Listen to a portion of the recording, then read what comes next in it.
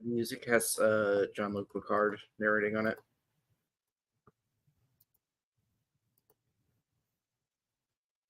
John, what?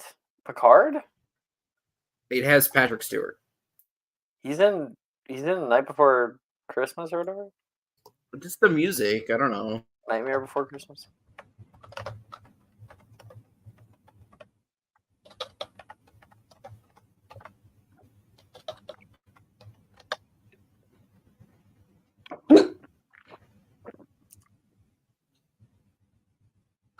So the narration is given by Ed Ivory, who also voiced Santa Claus, or as Jack called him, Sandy Claus. But it was originally going to be read by Patrick Stewart, the narrator for The Nightmare Before Christmas.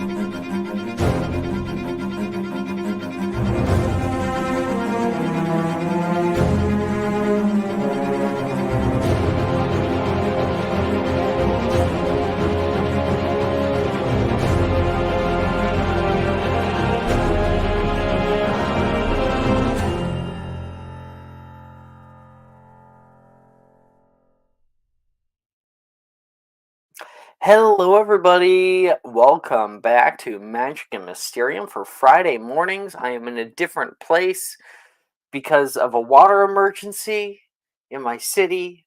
So I said, fuck that, and I am in a different city. But I'm still able to run games and everything. So I'm happy to be here with you all. I had another emergency. I brought my computer with me to this place, and I got here and I realized I forgot the power cable for my entire computer. So everything but the power cable. And luckily, I have connections out here.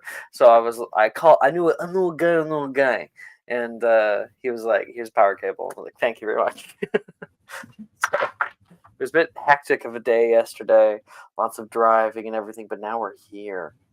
Last session, we had a wild ride, having a very special Defense Against the Dark Arts lesson, where, of course, we were able to fight our demons, our inner demons, via the Boggart, a boogeyman, a person who shows you your deepest, darkest fears.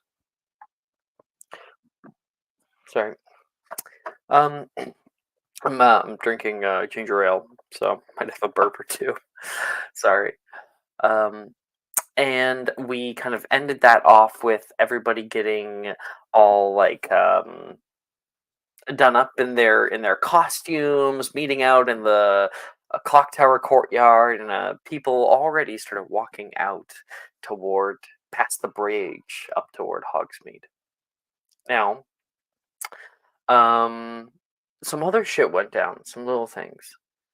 Now, I might not be able to remember everything because I have a terrible memory, but I do recall one very impactful thing, and that was Miguel turned Rin down.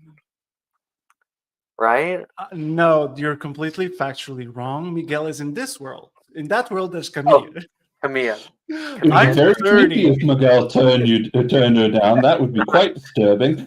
I would be not here. I would hope you would turn her down. Thank you.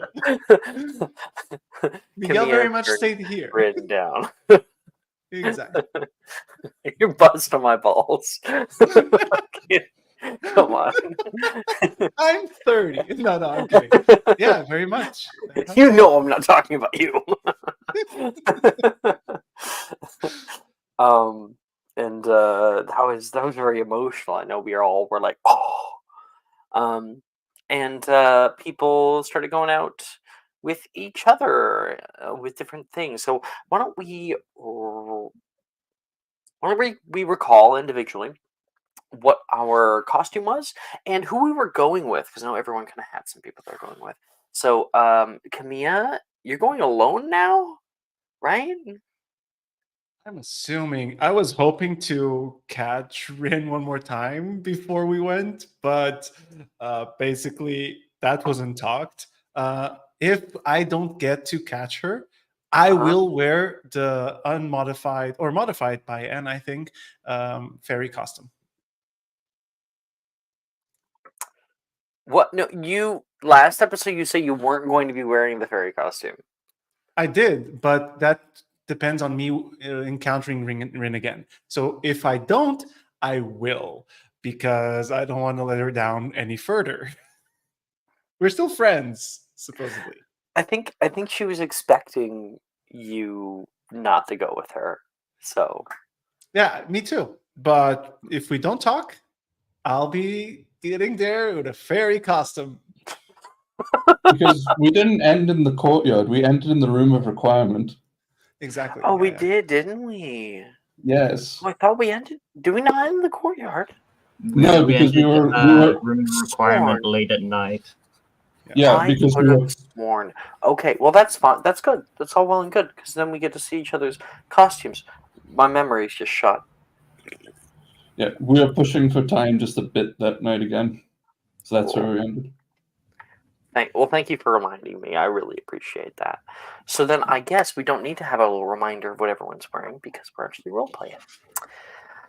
Okay. The evening at Hogwarts is alive with anticipation as the clock announces the beginning of Halloween night. Students hustle through the halls, their costumes transforming them into werewolves, mermaids, patronuses, and dementors. The smell of cinnamon and pumpkin teases the air as the distant silhouette of Hogsmeade twinkles through the castle windows. Giggles and chatter echo in the corridors. The excitement is palpable as the magical energy coursing through the castle. Amid the bustle, students prepare to head to the awaiting village, and our view narrows and fades toward. Let's see. We don't have a Hufflepuff. We just Nope. have Ravenclaws and Slytherins and one Gryffindor. That's it. Gryffindors, me and Callie. Yeah, two Two Gryffindors, Gryffindors. Those two two. Gryffindors, two Ravenclaws, and two It's the Slytherins. green color now on the thing that's messing me up. I mean, her hair is green. I know your hair is green, but you gotta get some red in there, or else This is orange I'm at the too very dumb. bottom. Yeah, no, wait, that's the wrong one. You didn't change it. Her whole shirt's Yellow orange. yeah. I did change it. I had to Did crop you? most of the outfit out, and this is the one we went with latest. This is one before that iteration. So, our view narrows and fades toward the Slytherin girls' dormitory, where our friends are still getting ready. Costumes almost adorned, the thrill of Halloween has a sweet taste on the tip of your tongue. This is happening now. A magical night that no one will be able to forget. Anne, you're in your little area, finishing up your costume and looking at yourself in the mirror with it. You seem amused at what you're wearing. Anne, do you want to give us a description?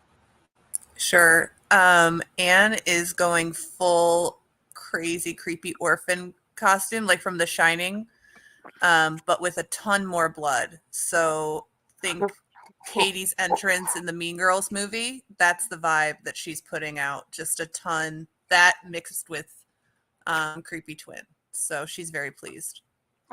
Oh yeah, almost like because like that blue dress they wear. It almost reminds me of Alice Madness, that old game. She wore a blue dress, blood all over it. Oh, yeah. Exactly. Yeah.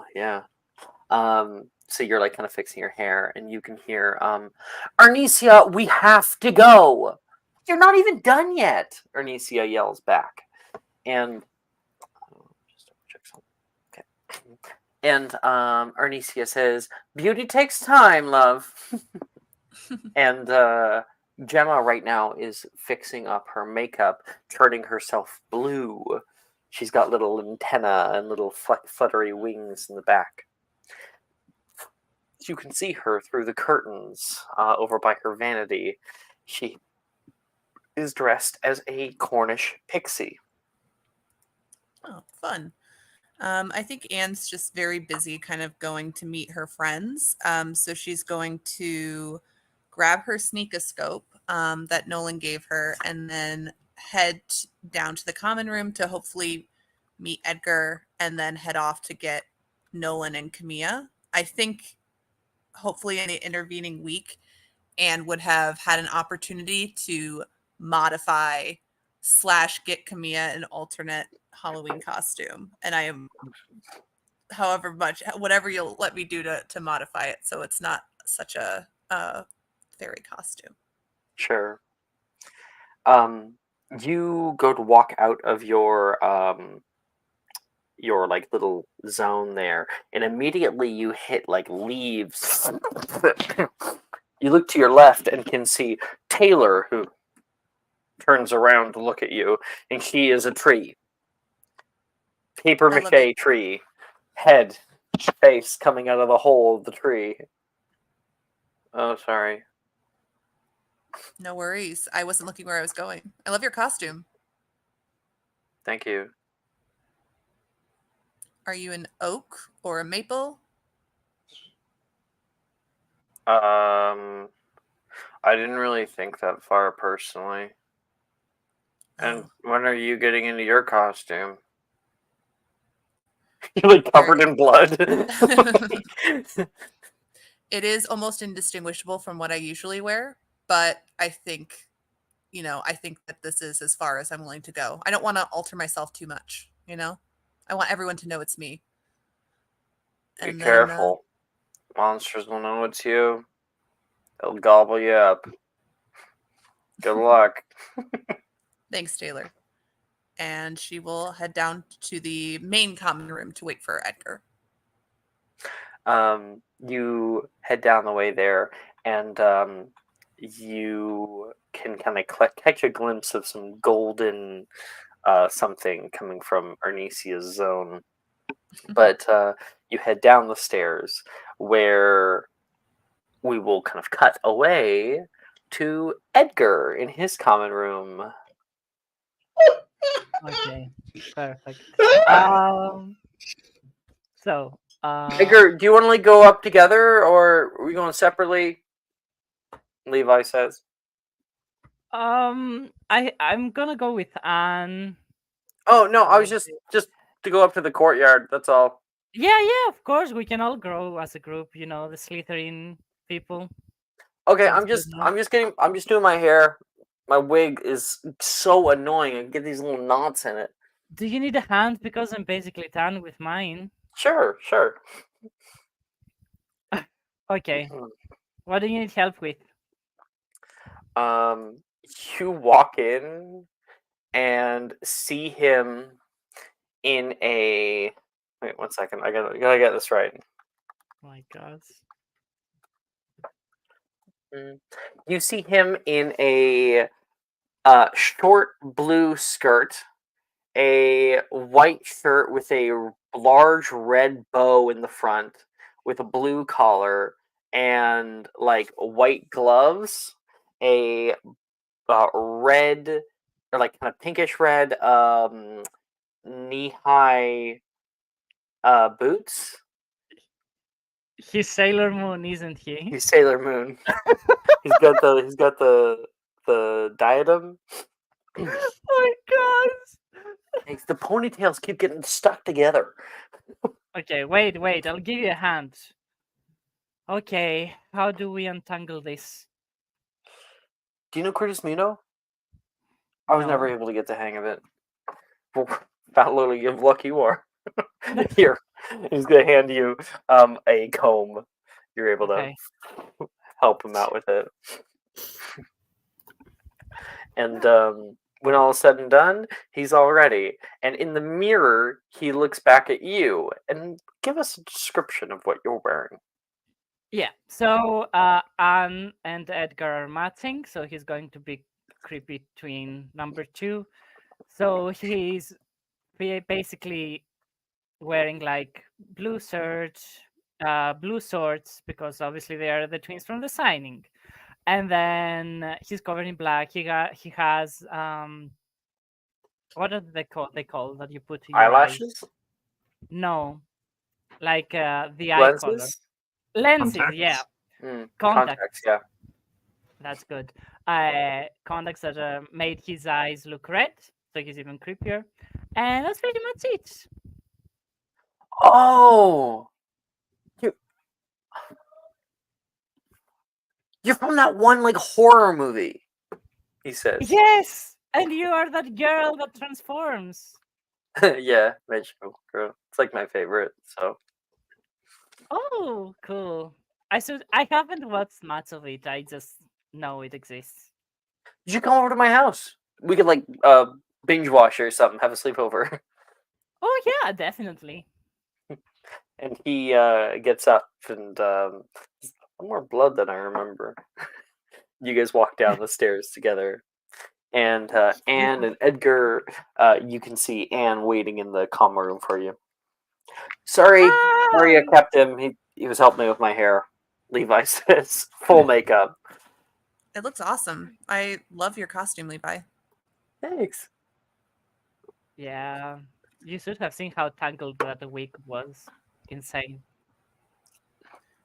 You guys ready to get going? I am. Yes. Are you excited? I am so excited. I think that we went with the correct amount of blood, which was all of it. Yeah. All right. Let's go. I think Kamiya's going to meet us up there, along with everyone else. Perfect. He's going to offer one arm to Anne, another arm to Levi, and he's going to be in the middle. Levi will take it. So will Anne. And you guys head up.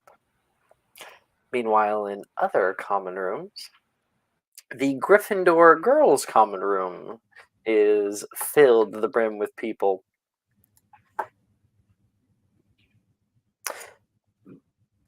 Sorry, 1 second.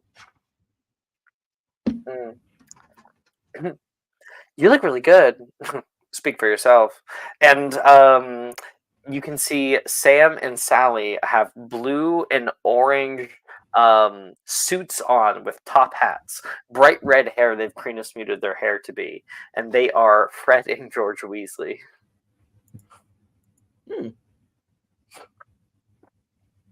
The twins are going as twins, I see. Precisely. Do you say that in character? Yeah. Well, it's a costume that we're able to be disguised as pretty easily, don't you think? Yeah, the two of them say together. But which one is which? They say, kind of going in front of each other and then behind. Can you even tell? I wonder. Insights? Can I roll insight to try? You can roll an insight check. Yes. I'll roll a deception for them. 8. Yeah, they got 8 on the die, so you can't say for certain. You can only guess. That one's Sally. Which color do you point at? The blue one. And now you point out that one's Sally. Lucky guess, she says. It's a 50-50.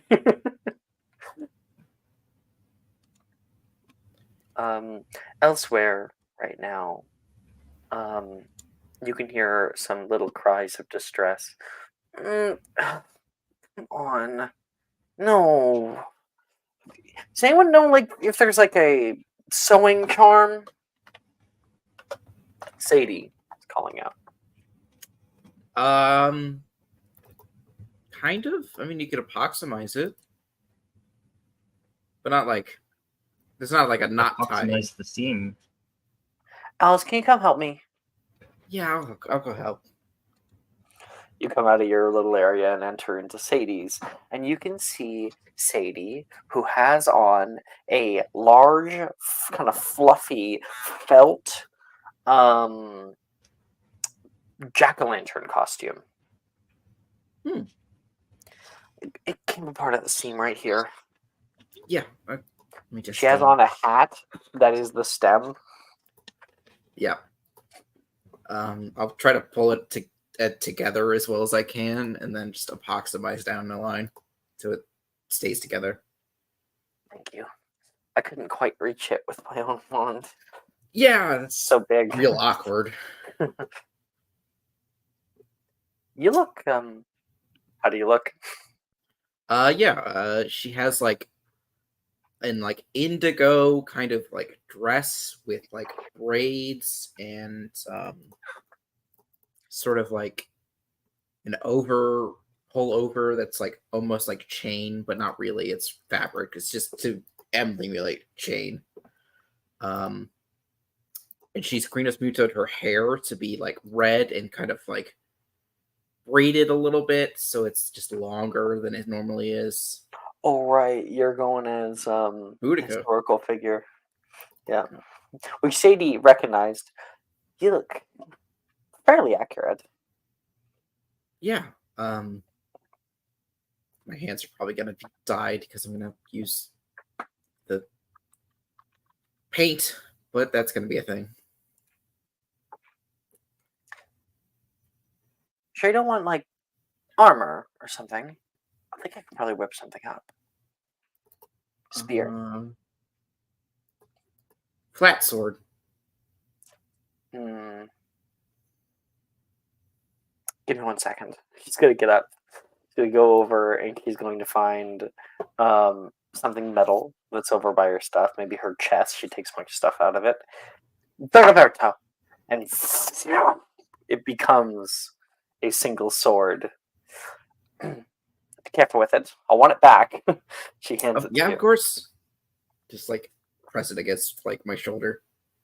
And yes, scabbard. And she's going to verito her bedding, and it becomes one solid like leather scabbard for you. All right. Thank you so much. Well, thank you. If that comes off, just get my attention and I'll come back and fix it for you. Yes, ma'am. And you walk out, and you can see.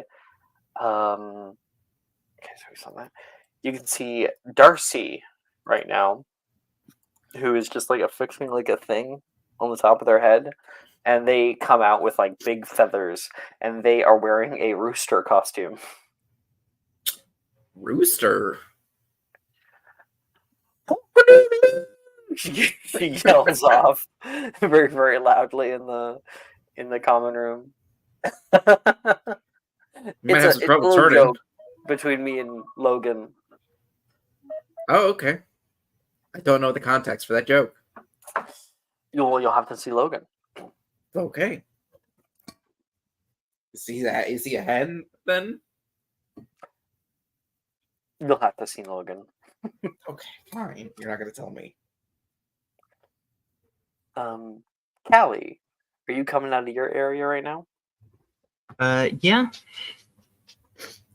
All right. Give us a description of what you look like when you pull open the curtain, and Alice is right in the middle there to turn to see you. Well, Alice, having helped Callie make the outfit, would see her with a like blue top, red skirt, and a sort of like sheet that's been very veritoed into a cape. She is Supergirl.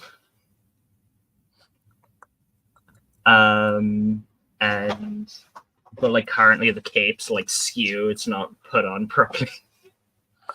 She's frantically trying to fix it. I can help you. Yes, please. Isn't that a little culturally insensitive?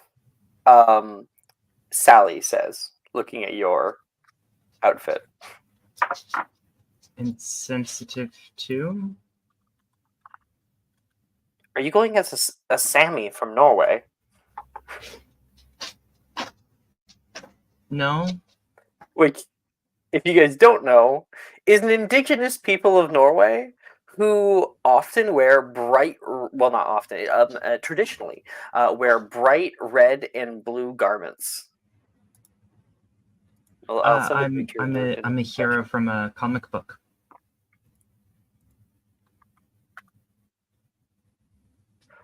Oh, like those things in the paper. Sort of. I'm Supergirl. What does she do?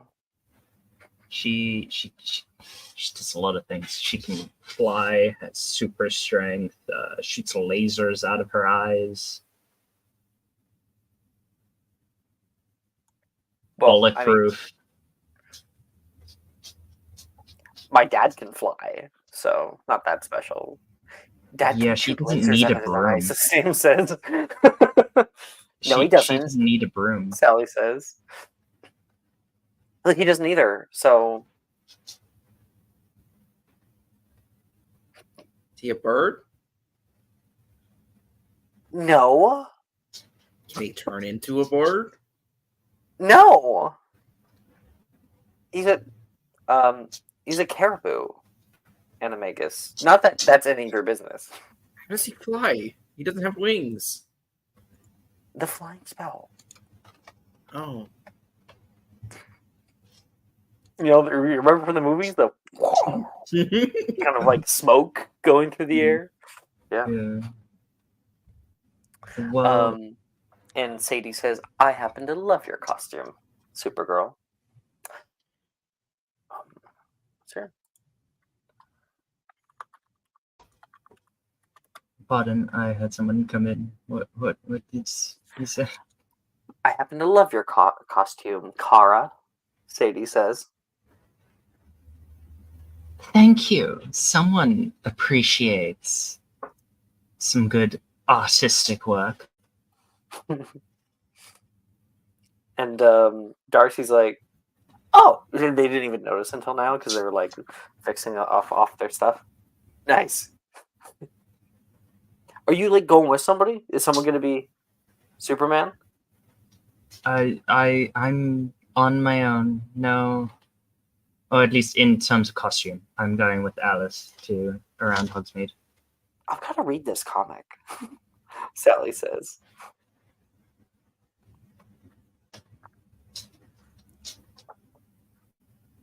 And a bunch of them are starting to head down.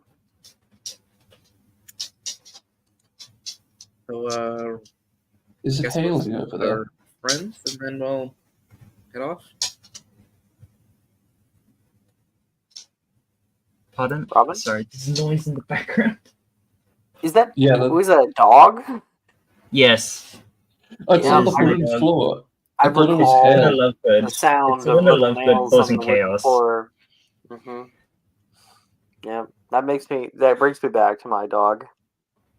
Also, post the art. Robin, Okay. Fine.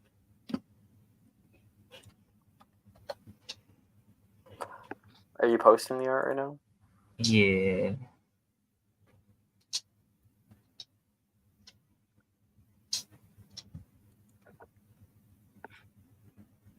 Give you a minute for that. It's in discussion. Should be in character art though, I realize.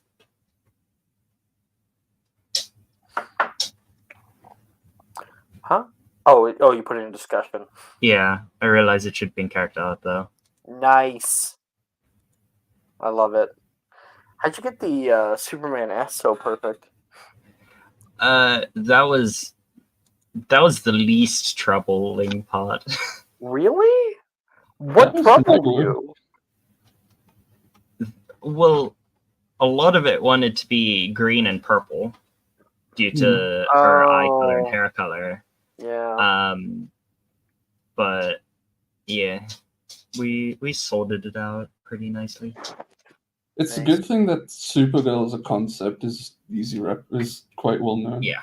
As a distinct style. Yeah. Isn't that a little culturally insensitive? Okay, you guys head down to find the people that you want to go with. Alice, Callie, who are you going to Hogsmeade with? Callie is going with Alice. Yeah. And obviously, that's mutual. Yes. Yeah. I'm going with Alice. Alice is actually going with Darcy. So, I'll be stalking them tonight. All right. Meanwhile, as that camera can pull away from the views of Gryffindor Tower, it turns over toward Ravenclaw Tower, and high up on the 7th floor, peeking in through the window, is Miss Rose, who is just getting done with her outfit right now.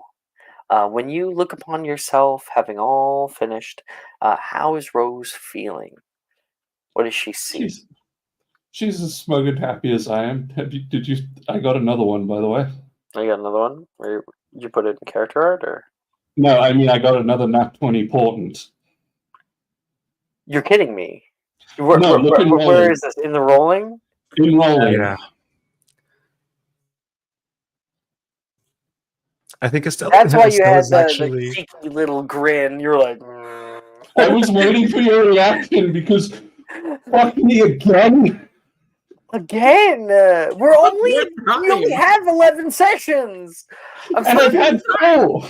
This is the 4th one. Oh, kidding me? That is It's crazy. also on a session that's an event again. Yes, fucking event day. Ridiculous. Anyway, what are you dressed as? Rose is really proud of it. She's got this very simple dress that breaks into it has breaks in the arms but covers the shoulders. It's just simple white with short-heeled sandals that kind of wrap around up her legs. And in her hair, she's woven a lot of roses, pink roses along here. As well as she's wearing a tiara. What are you going as? Venus. Oh, okay. The idea, not the actual artistic representation. Be careful there. Trying to look like Aphrodite. She is not. Yep. Venus is the Roman one, so. Yeah. So Rose is she's going with the idea, not the actual way she's depicted in art. Lots of symbols for her. All the time. Every time. Yeah. Well, I remember at least, I don't know if I think it's the Aphrodite one, but because she comes out sea foam, which is sea foam. Anyway. Is it the one on the shell? Yeah. Naked. Yeah, the shell. Where am I? And yeah, you could kind of like twirl your hair, looking at like what you've done with it, and you're really, really happy. And you can hear from inside the common room, Rose. Yes. There's a tiny little voice, and somebody kind of tugging at the curtain. Are you almost ready? I kind of wanted to go early. I'm finished. It's just the roses take forever to get into your hair. You can always ask me for help. Can I come in? Of course. And Billy comes in, and you can see her in a very cute costume. She's got like black fur all over her. She's got a distraction. What are you doing? He's swimming. He's swimming through the ocean right now. Sorry. Go ahead. That's so cute. Billy Blackfur, go ahead. I just like you busted my balls at the start of the episode. Now I'm doing it to you. So Billy comes in black fur.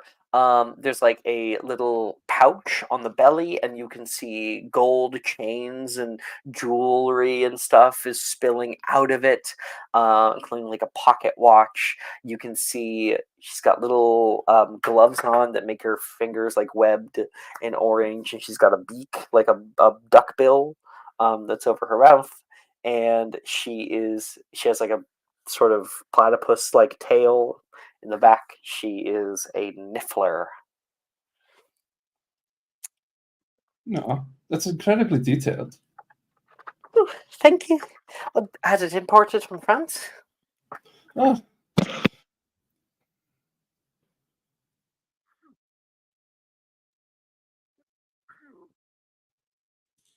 Bless you. Bless you. Oh no! No! I'm being blessed! yes. Bright light descending upon me. Very detailed find of Niffler. I have a feeling I'm going to end up being quite cold. I have an extra cardigan if you like it. Or, Oh. actually, I have been practicing something.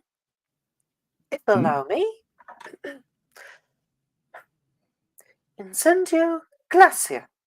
And she will cast out, and she, instead of a little blue flame that hovers over the tip of her wand, you can see it starts there and then it splits. And little fairy fire kind of twinkles around you right now. They won't burn you, but they do offer you a tiny bit of warmth that kind of carries in space, making around you a few degrees warmer than elsewhere. Very etheric, very beautiful. Thank you. Much like you. No, Rose doesn't have much to say. She just kind of turns red. From the right, you hear, and Billy, oh, Drusilla! You're such a scaredy cat. Drusilla comes out. She is wearing like the classic Bram Stoker's Dracula costume. So like we're talking, the teeth, the bit of blood, the ruby locket, and like the cape and stuff. I'm always impressed with those costumes.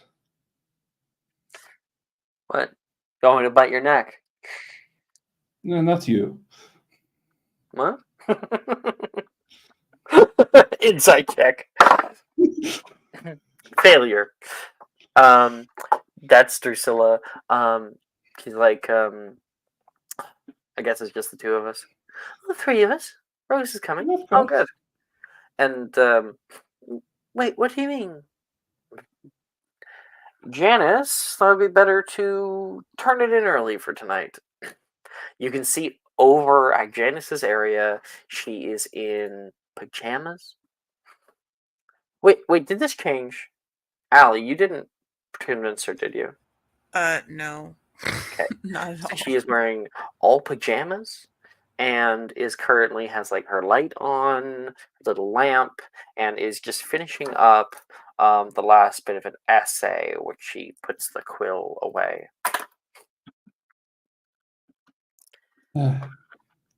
Nothing I can say to change your mind? Is that you walking over to Janice? Yes.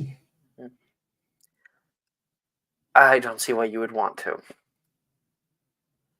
Because I would like you to have fun. On Halloween. Yes. I can appreciate the thought, really. Just not for me. If you insist. Is there any candy you wish me to bring for you, though? Make a persuasion check. Very well. Nat one. Luck. I use my natural 20 portent. 22. No, I'm not using it on that. You'd want me to, I'm not. 22 total. 22. It was. I do like a good licorice wand. I'll grab a few. She smiles, and she turns off her little lamp there, and goes to lay down. As she closes her curtains, other curtains come out. Everybody out of the way! Out of the way! Quidditch player extraordinaire in the way! Saoirse is coming out, and she is wearing a Hollyhead Harpies uniform. And she has a broom at her side. She gets on it, and Drusilla's like, "No, no, Saoirse, don't!" And she flies across the room, woo! Kind of kicking up papers in the dormitory, and really causing a bit of a ruckus. And you can see on the back it says number 4 Weasley. She has red hair right now. Ginny is your favorite Quidditch player, I see. Ginny Weasley. So she's having a ton of fun, and Billy's like, "Oh, we should probably get out of here. Sarah's just gonna trash the place. I think she's already on a sugar high." Most likely. Come on. And Rose kind of takes Billy by the arm. "Open the window! Open the window!" she yells. Drusilla's like, flicks her wand, and the window flutters open, and Saoirse flies out of it. Okay. You head down. Camilla. You're in the boys' dormitory, not too far away from this current scene. And you are in here with none other than Brett and Reese. Camilla, can I show you? I've been working on this thing for so long. Oh, yes, I think please. you'll appreciate it. Okay. He's like holding something on his side. He's just normal. You can see he's got some weird makeup on. Really weird. You'll get it in a second. Okay. Behold. And he's going to pull out a big canvas with a hole cut in it. And there's like straps that he puts on. And the canvas has a hole cut out for his face. And it is a self-portrait. And the makeup makes it look like he's like watercolor. Or whatever. Like acrylic paint or whatever. Eh? That is genius. This is Brett, correct? Yep. What are you wearing? He will see you. Camilla. I believe Anne has your costume, right? Yeah, exactly. Right now, I'm still. So I you're should just be like regular? wearing, yeah, just regular. Like pacing, going like thinking about all of this. I'm still waiting for. I need to go and meet Anne actually to get mine. Oh, I thought you weren't coming or something. I was gonna have to incarcerate you and drag you down myself. I'm thinking about it. No, it's gonna be fine. It's gonna be okay. I'm gonna get my very probably fitting costume now. Camilla, are you okay? I'm always okay, of You course. seem scared. It's Halloween. It doesn't have to be like scary. No, it doesn't, but it is. Ooh. Then you can hear.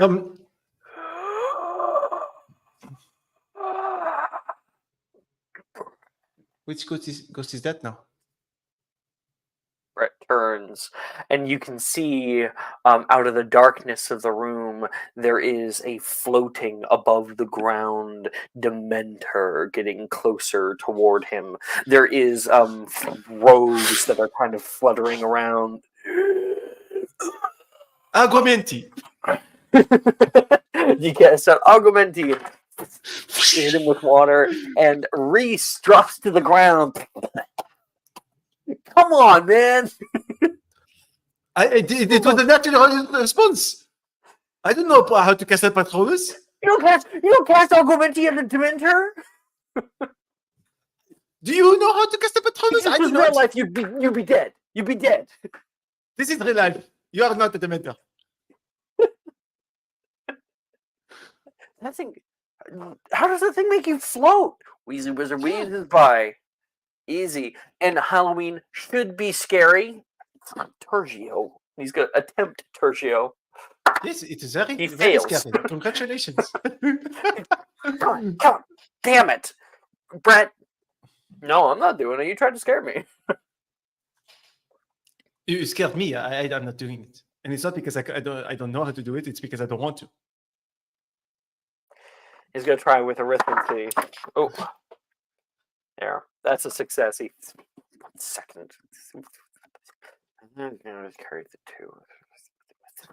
And then he, using that magical numbers, that magical math, he's able to flick the water off of him.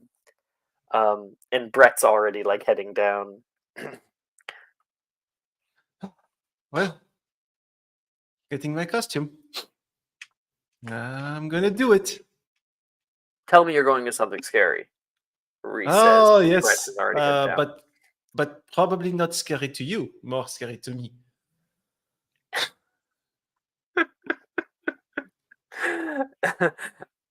Reese goes, right.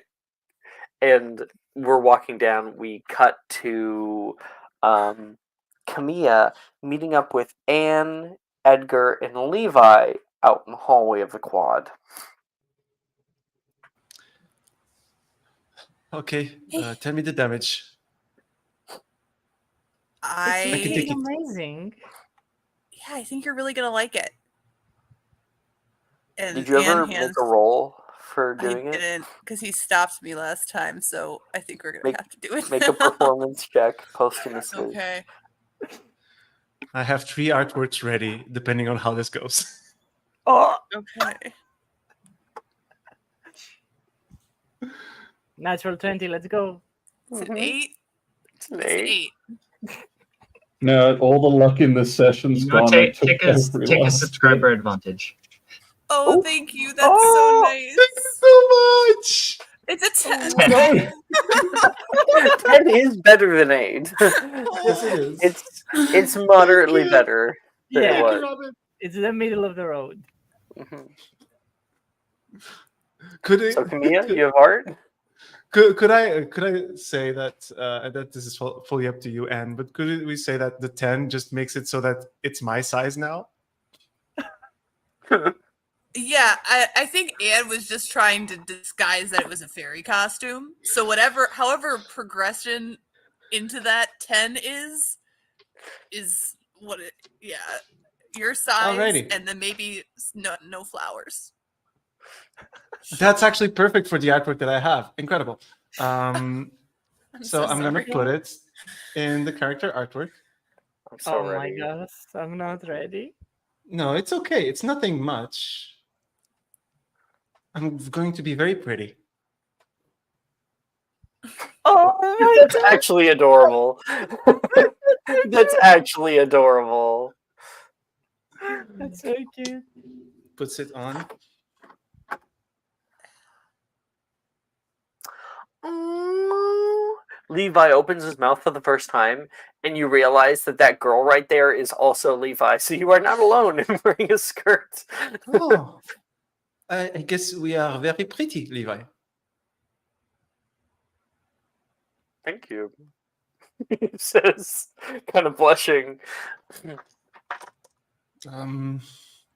At least it's your size Ooh. now. Oh, Oh, it's scary. It is. yeah. Very creepy. Wait, Where is he? Camilla, give us a twirl. Oh, please don't. Come on. And he very awkwardly, like step by step. And each step there is the tiniest amount of fairy dust that comes off of the costume whenever it is moved, sparkling in the air. Oh, and Does the costume have we have taken wings off usually? the wings? It does normally have moving wings. Okay, awesome. In that case, I apologize. That is not the actual artwork. You have another one? That's the actual artwork. There we go. Oh, wow. Oh wow. I can't believe you got those so similar. Basically, I took it got me the wings one, and then I said, "Take away the wings," and it took it. Really? Basically, you can select areas in Midjourney that you want Well, yeah. changed.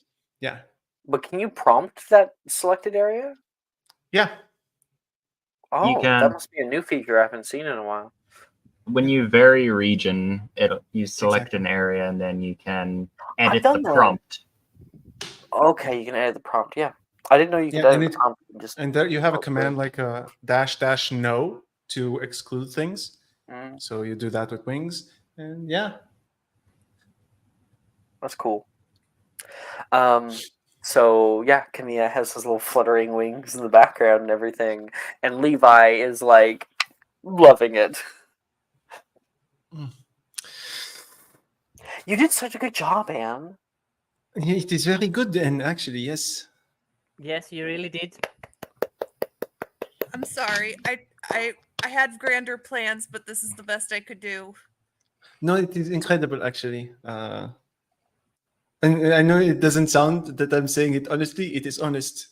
Just my voice is still getting used to how I feel. Okay. We Who could are you always dump going blood with? on it. If that would make it better. Let's bring the blood and we'll see how it goes later. Maybe Of I enjoy course, myself like this. I brought some extra, so just let me know. And Edgar, Rose is coming around the bend. Levi says from a little further back. Get into position, creepy Okay. twins. Let's get into position. Are you ready, Anne?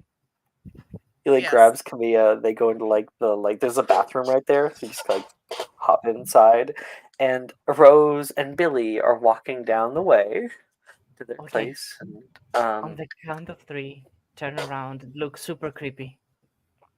So, Rose, you're walking around the little bit here. Billy is talking with you about Neptars are incredible animals. They were endangered after the 70s. There was a major problem with overfishing, and she goes off on this for a while.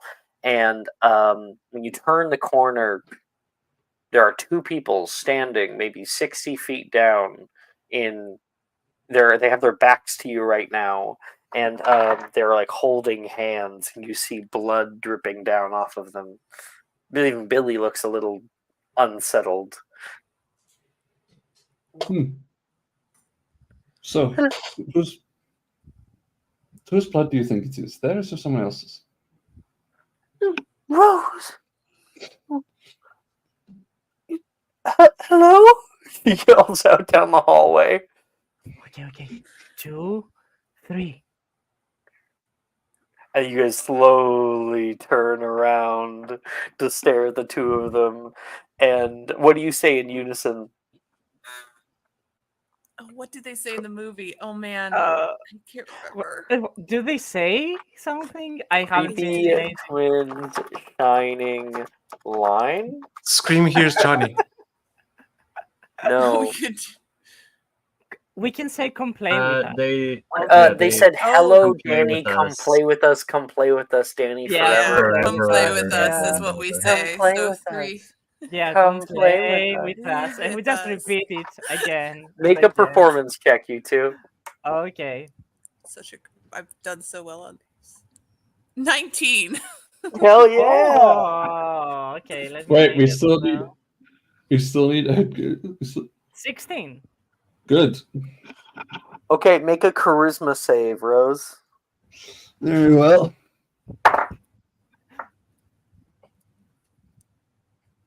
Not 1, I'm fucking feared. Billy got a 3 too. So the moment that Anna come play with us, Billy runs. She biffs it. No, actually, because Rose got that 1, maybe she biffs it, goes running, and Billy's like, Rose! She grabs onto her hand, and the 2 of them are rushing in a different direction. Levi and Camilla come out of the hallway there. And I was not expecting that. Were we good? I think we did very good. If you got, I will say I was this, Rose. That's awesome. Sorry. It really I worked will out. say, Rose? I basically, Rose would stop running at some point and basically take position behind a corner and just wait for someone with a 1. Avada. Yes, she definitely knows that. Definitely, level 8 spell. Definitely. And sorry, back to Edgar and Anne and them. Good job. High five. Yeah, and high fives, Edgar. I love it. I'm so glad we practiced. Yes, it was very good. I can't wait to scare more people. I'm sure they'll find another way. We should probably meet them in the courtyard. Let them know it's okay. Yeah, we have to grab Nolan as well. He's probably out there Okay, you guys want to head by down? now. We should And- actually scare Alice as well. And Kali. Oh, Yeah, good luck trying to scare Gryffindors. it will be so easy. It is a challenge. Are you More of an doubting us? accomplishment. We can do it. I do doubt you. In fact, I do.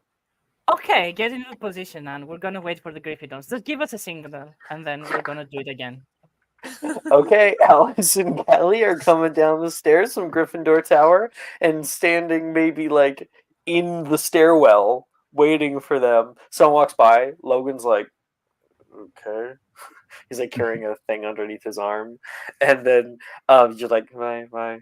And then you wait and you can hear Alice's voice coming down. Maybe another performance check. I'll say at advantage since you did so well last time.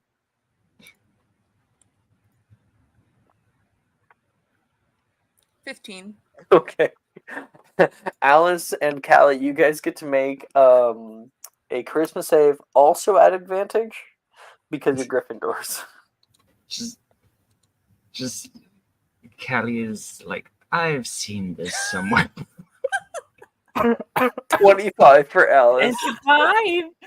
Jesus 18 for Callie. Oh my! So you guys turn around. Hello, Danny. Oh, wait, And charisma save. Then yeah, that charisma. would be higher. You're right. Yeah, it'd be 2 higher, so dirty 20. Oh, dirty 20. And the two of you like stop on the stairwell and you can see Edgar and Anne covered in blood, acting creepy.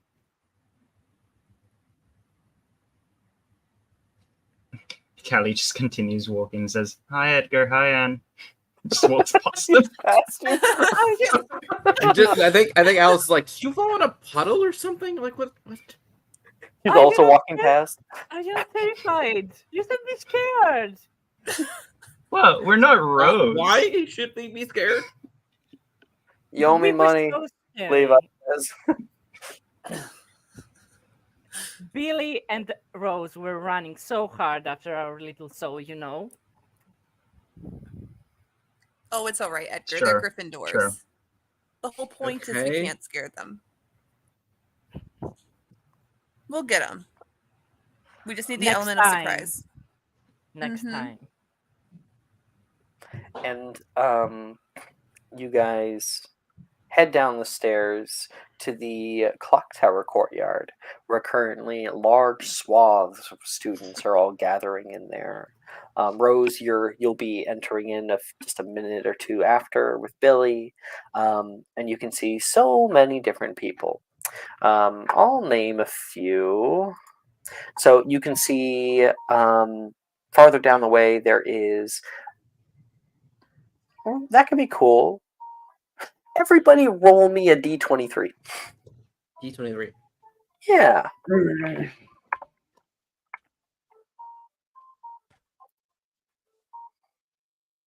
I got I got a 1 again. 23.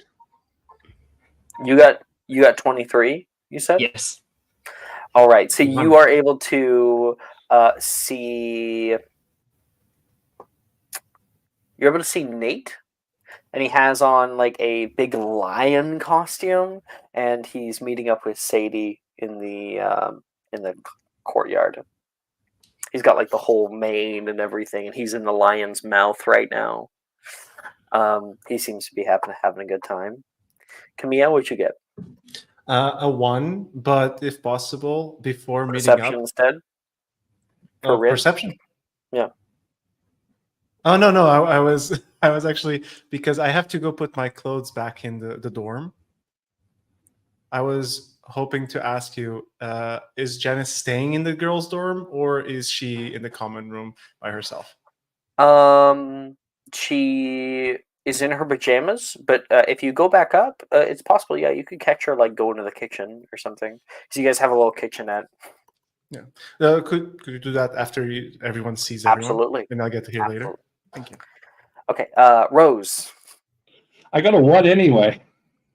You see Macy, who is in one of the cutest costumes you've ever seen, very similar to Billy in a way. It's bright white, also fur, and she has a pom pom of a tail and antlers and big flat footed feet.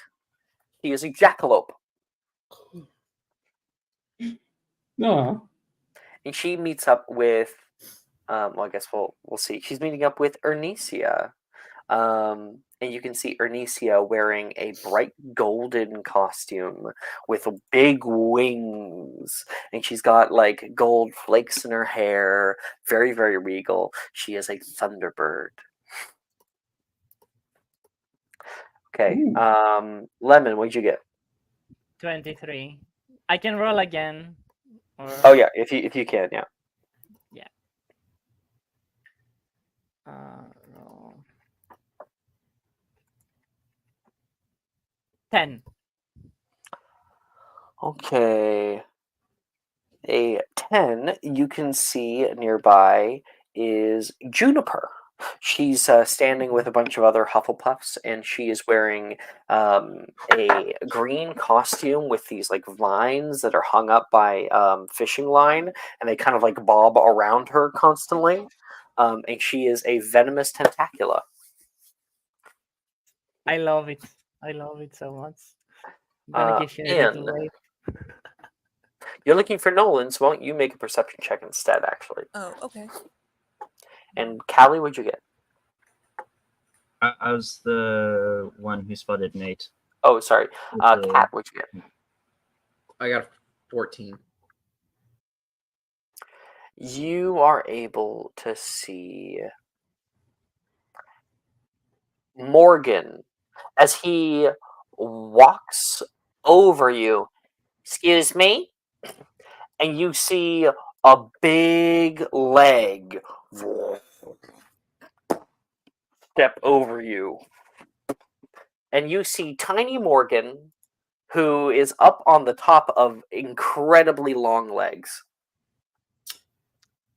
Whoa, okay, His costume Morgan. is being tall. Costume is being tall. Good for him. It's been a pain getting through the hallways. Oh, must have, yes. Absolutely. He's gonna like crouch and give me the whole way through. Anne?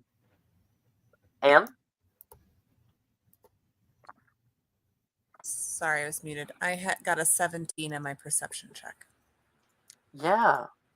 Looking around for Nolan, you can see him standing next to and talking to Rin. Rin has her little like fairy costume on herself.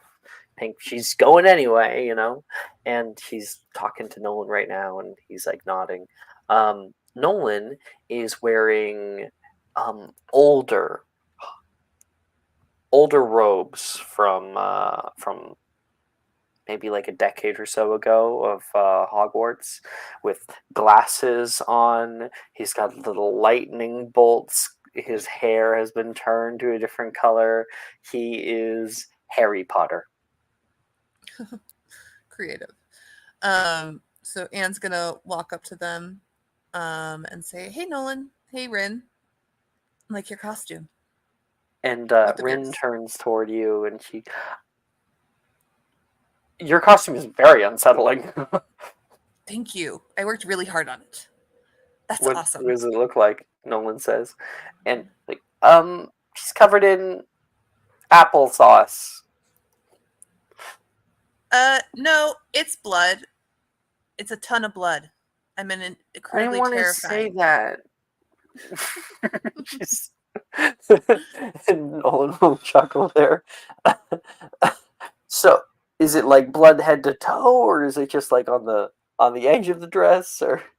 Oh, it's pretty. I used a lot of it. I do have extra, but I used the majority of it. And Edgar's dressed in the boy version of this, so between the two of us, it's pretty saturated.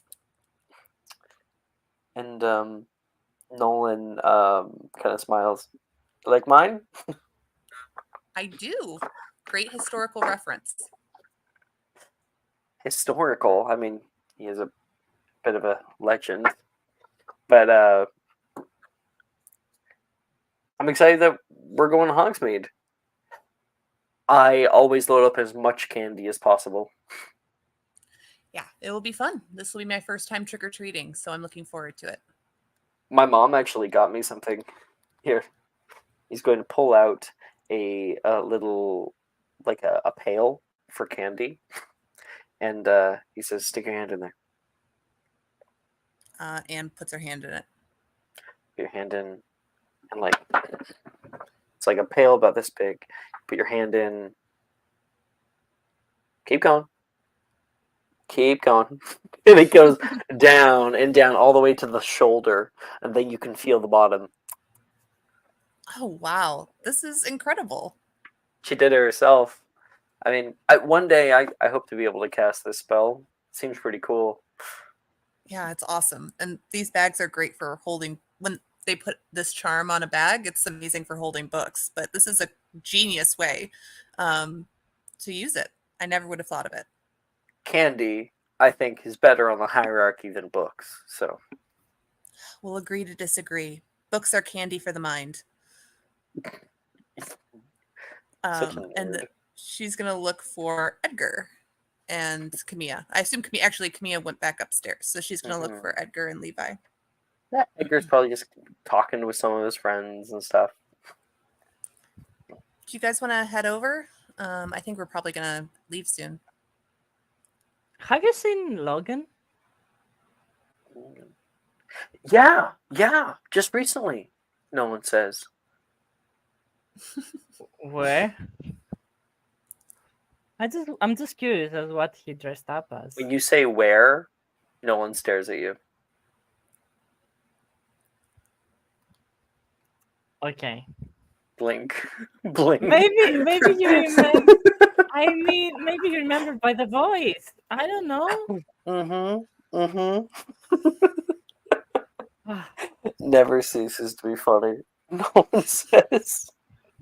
Do you want me to roll perception, or is he Yeah, not fine? sure. 5. Okay, 5.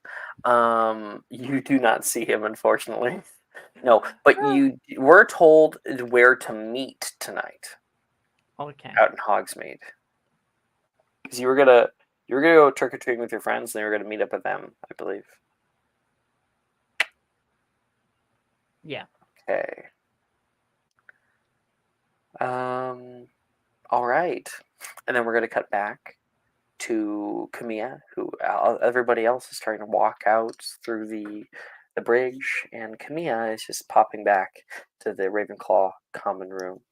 Can I add Yes, a detail, please? Yeah. Okay. Uh-huh. Now that he's alone, and I imagine most of the castle is kind of either going into Hogsmeade, like so, it's mostly empty. Yeah. And any corridors that he feels are empty, he's actually like his step gets lighter, and he's enjoying himself in the dress a little bit, like no one is seeing. So he's kind of like whirling, like Well, if feeling you the move it, it's all breeze. sparkly and like it kind of drifts in the air for a minute. So it's You're like, quite "That's pleasant, cool." and like men don't like we can't culturally wear dresses in public. So like the breeze going in, it's like, and then like going into Ravenclaw, and if this is possible, thinking and fully forgetting that someone might be there, he'll actually do a twirl inside. And you do like the twirl, go woo. You come to a stop, and you can see like Janice with the weirdest look on her face, and she has like a steaming hot cup, like a mug of tea, and she having fun.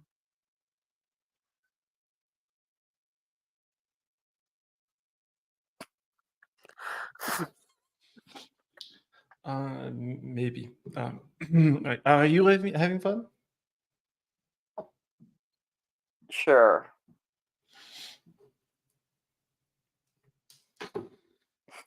Let's pretend you didn't see anything, and that's that. See what? She says, a little smile. And So you she can goes over play. toward she goes over to like the counter, and she's just like finishing with her like tea bag, distilling it there and placing it down. I'm surprised you're not already at Hogsmeade. My costume just finished getting fitted, so I had to come back to put my clothes. That's it. Goes up. Don't let me goes- stop you. No. Very much. He's very very tense at this point, but remembering like as she keeps talking, he just puts down his Oh clothes. my goodness. You look so wound up. You're gonna like damn it.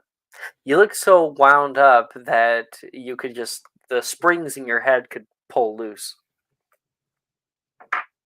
Haha, that is very funny coming from you.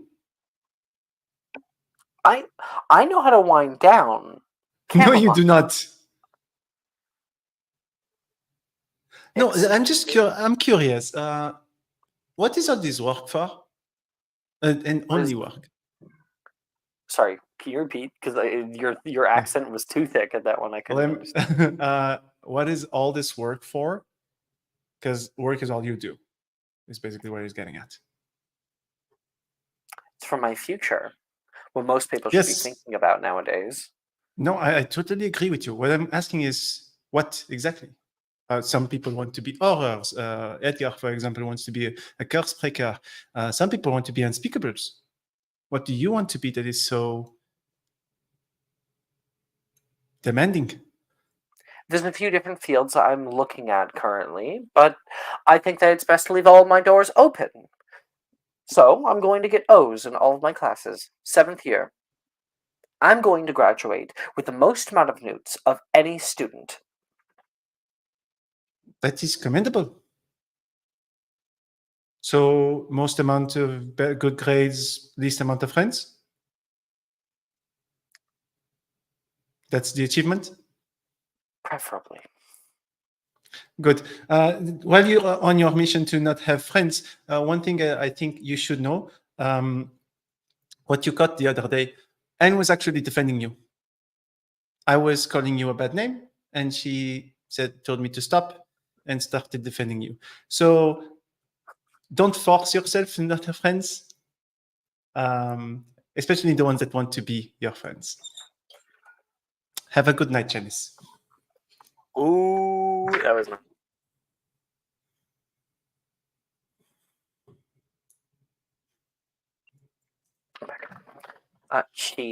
I think as you kind of drop that mic, go put your stuff away, she's left there in the common room alone. She's not sure exactly what to think about what you've told her, but the camera can see a sort of like pained look come over her face. Thinking about Anne. Make an intimidation check.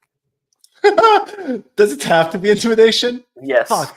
You know, in French, I have an intimidation of +8. Does it count? In French? What are you talking about?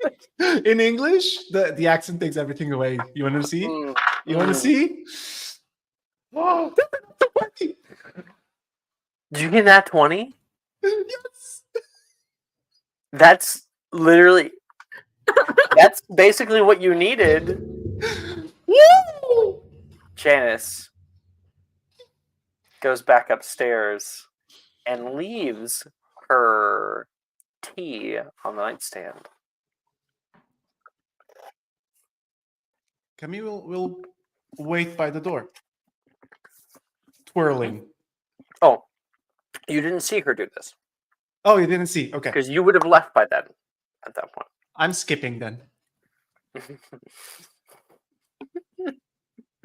Through the hallways. All right. By the window. By the window.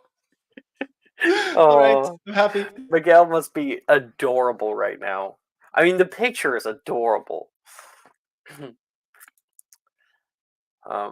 I think I don't have the Twitch thing open, but I think somebody gave advantage.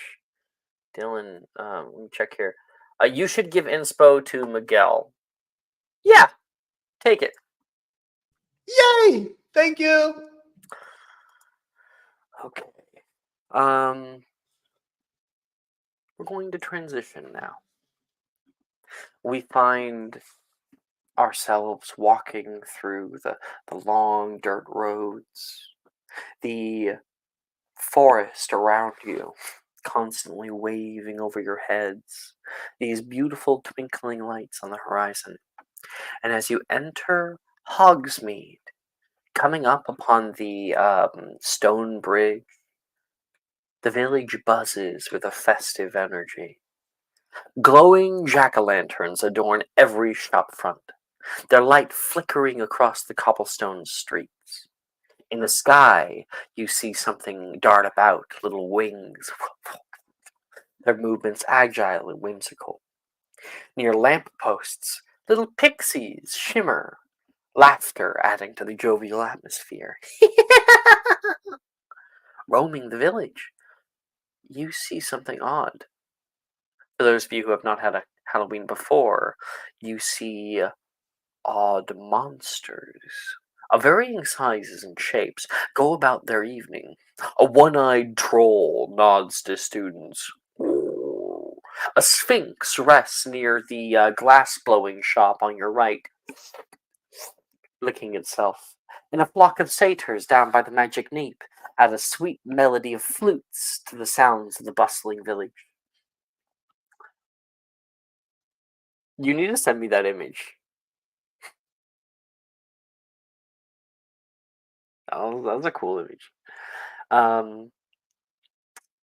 Tonight, Hogsmeade is a magical spectacle filled with Halloween charm, and we all sort of end up gathering at the front of the village. So I have a map of Hogsmeade. I will send it to you guys in discussion, as well as I'll quickly get it on screen. I am literally saving this because this is great. Save image. Done. And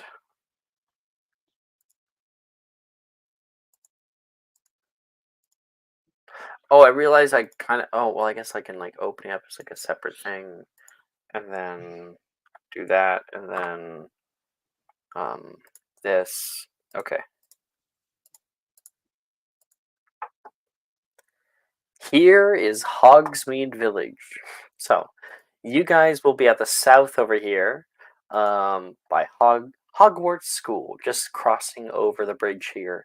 There's that Sphinx over at Aunt Isa's, glass blowers, tomes and scrolls, Surgeon's Cauldrons, Mr. Gale's Stargazing Emporium, and many other places that are further down the way on the high road. Honeyduke's is up in the north over here, and there's little plazas and many little places.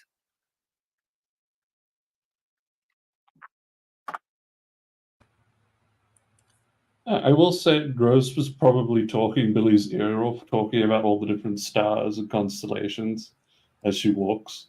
Because I would assume it would be dark enough to see quite a lot of them. Oh, definitely. Yes. But moving into the village, it's a little bit more difficult to see because of the light pollution. Yeah. And there is, on the left-hand side, you can see a huge telescope on the top of Mr. Gill's Stargazing Emporium. Pull over. Do you guys actually want to see? Well, it's not it's not Halloween coded because it's gonna take me like a fucking year to finish it. Do you guys want to see Hogsmeade? Yeah. Sure. Yeah. Have I shown you guys? Just No. don't remember. I've But seen if someone, one, but I always know if that someone, was in a different game. if someone asks if you want to see something, they definitely want to show it to you. You guys are gonna love it. Just loading it up. So I'm working on a 3D map of Hogsmeade, and it is so much more fucking expansive than Diagon Alley is. It's already, I think, the size of Diagon Alley, and I'm not even done. I'm about halfway done. And it takes quite a bit of time to load. The board itself, okay. Hogsmeade buildings there. I guess I could like turn the atmosphere settings to nighttime.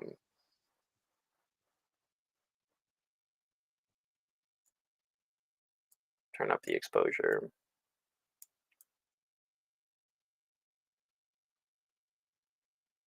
Yeah, there. Okay. I've got it. I'll start over, I guess, where we're actually starting. Oh, you know what? I'll put on the camera mode. You guys are like this.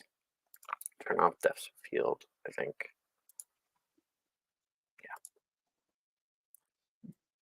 Turn down this. Okay, maybe turn up the field of view, yeah. Okay, finally, it's ready. Check this out. So this is the bridge to Hogsmeade here. And as you can see, Hogsmeade, get it? Sometimes I wish I played drums. So there's the telescopes that are moving. This is Anti's glass blowers right here on the right. And if I move out a bit, I'll be able to show you the city. It's fucking huge.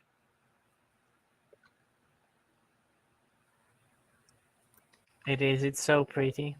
Amazing. I've got some other Fireball. places like the Hog's Head is down here. Bombard. And all of these places have interiors. Oh, wow. Of course they do. Yeah. Mhm. You workaholic. You know. All right. All right, Alex, I have a serious question. Mm-hmm. How big of an area can I eviscerate? What do you mean?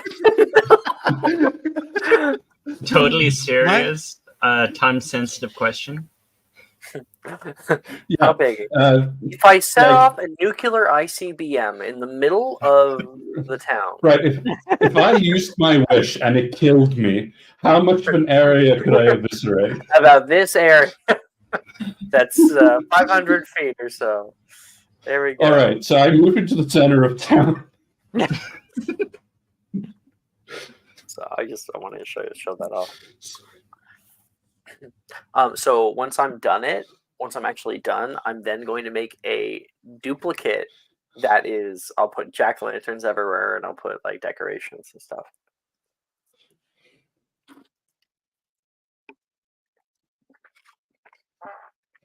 I probably pumped at least 70 hours into that thing. Something like that.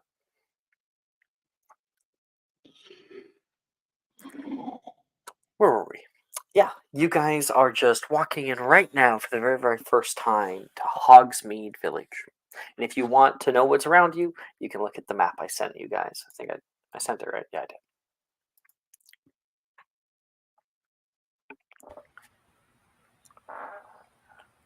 Okay.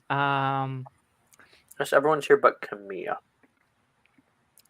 Okay. I will split from Anne for a second, and I will go behind Rose and try to, like, do boo and give her a little scare again. But not to like creep her out, just funny. Haha. And so like Anne's walking on the side, and you were amazed at these tall buildings with like odd dappled roofs. They have sorry, my stuff's messed up here. You can see these tall chimneys that are sending off smokestacks into the air, these floating lights that go between buildings, and jack-o'-lanterns on nearly every single shop front. You walk in front of you and you're kind of like, ooh, as a set of these odd crawling things come past you. Excuse me, one of them says. And then you hear, boo, from your left. It's Edgar. Since I got so frightened last time, my reflex would probably be to throw a punch in that direction. Because she's on edge. We're from Ant's perspective, but definitely in the background, Rose is like gonna punt one of those things. No, I mean not the things, but fucking Edgar in the direction she gets scared from. Oh, sorry, I thought you were doing that to Anne. Edgar. No, I'm doing it to Rose. I speak from Anne, so I'm doing it to Rose. So because she's got so frightened by that joke, first she's on edge, so she's going to throw a punch at that. Roll a strength attack.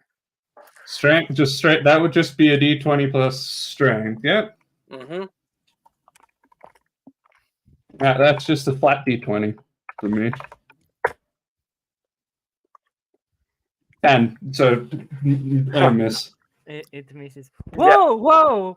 No, I wasn't trying to scare you. Sorry. No, you're good. Sorry. You put me on edge when you did that last. Sorry. It's an amazing costume, isn't it?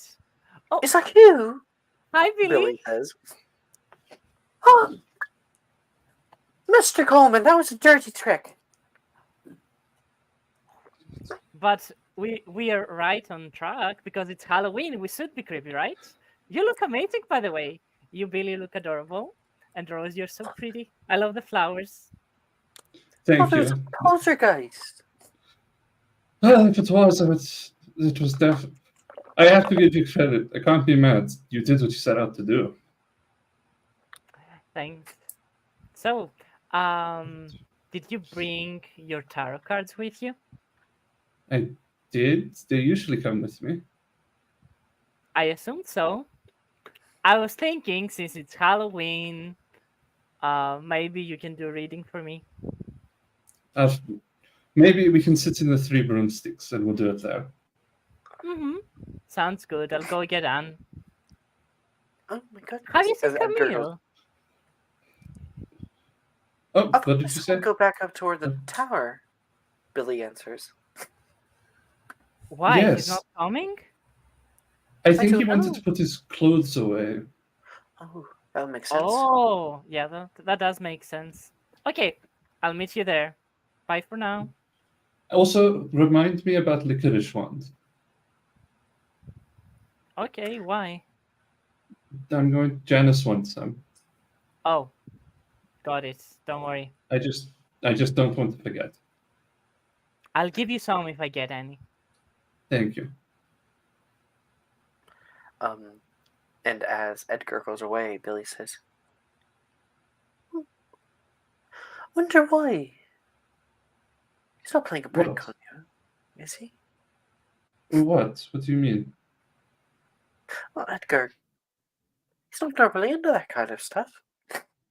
Him and I came to a form of an understanding. Oh.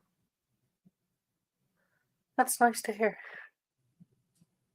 It is. I hope he's not playing of course, but I hope he's not playing a prank with me.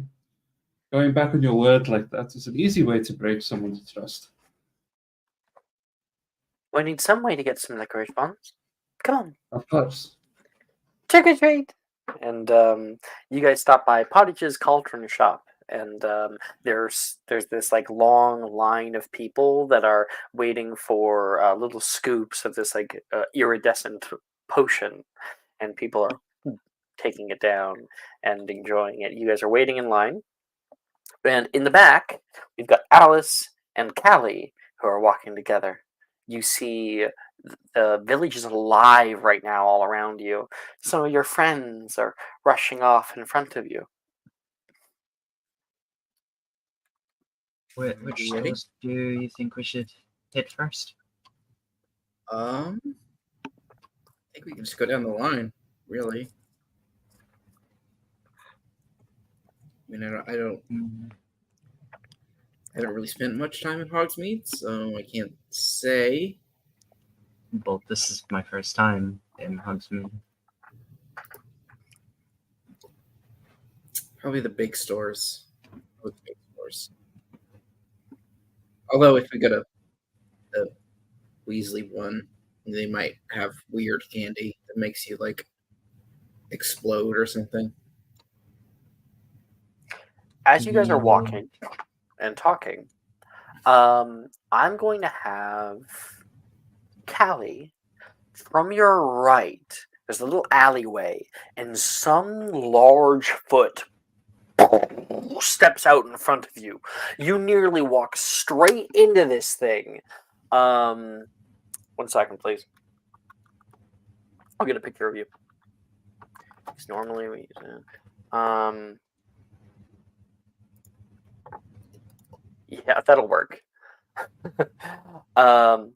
You see this pop out from the right-hand side of the street.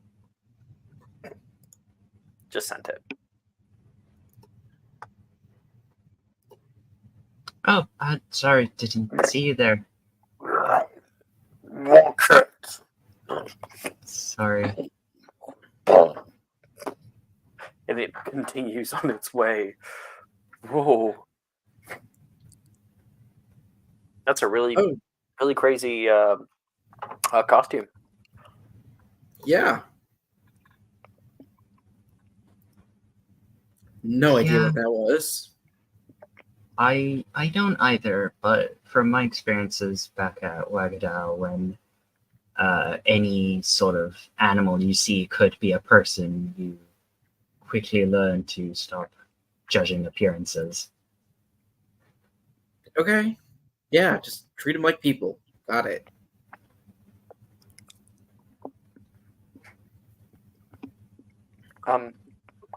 Continuing down the way, you can see it walk across the road. There's that long line of people that are going for potty, just called them shop, including Rose and Billy. And out in front of them, this large frog-like thing steps out in front of the entire row of people. The old man who manages pottages, when this guy comes out in the front, trick or treat. Hey, you could go in line like everyone else. The man says. Thing looks at him. Trick or treat. Treat. Definitely treat. He says, he gets a cup as quickly as he can and hands it to this guy, and this clawed hand takes it and then downs the liquid and drops the cup in.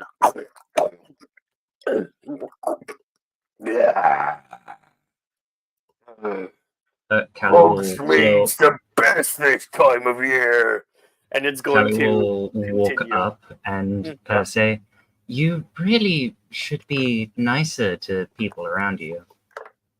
Whoa. He turns and the eye stalks look left and look right, and then he doesn't notice you. He's so big. Who said that? Me, down here. Looks down. Oh. Nice.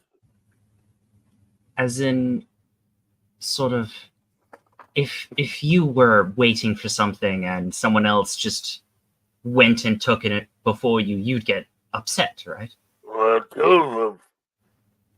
Yeah. Yeah, but that's not allowed here. Who disallows it? I'll kill them. He says. I'll swallow their bones. You see, if you're gonna be in an area with people, you need to learn to cohabitate. Cohabitate. Who are you? I'm Callie. Zorlok. You may call me Zorlok. Nice to meet you. Do you have candy? It goes wide. I don't yet. Nor does most of the people in the line you cut ahead of. Still get it? I'm going trick-or-treating once a year. Best time of year, honestly.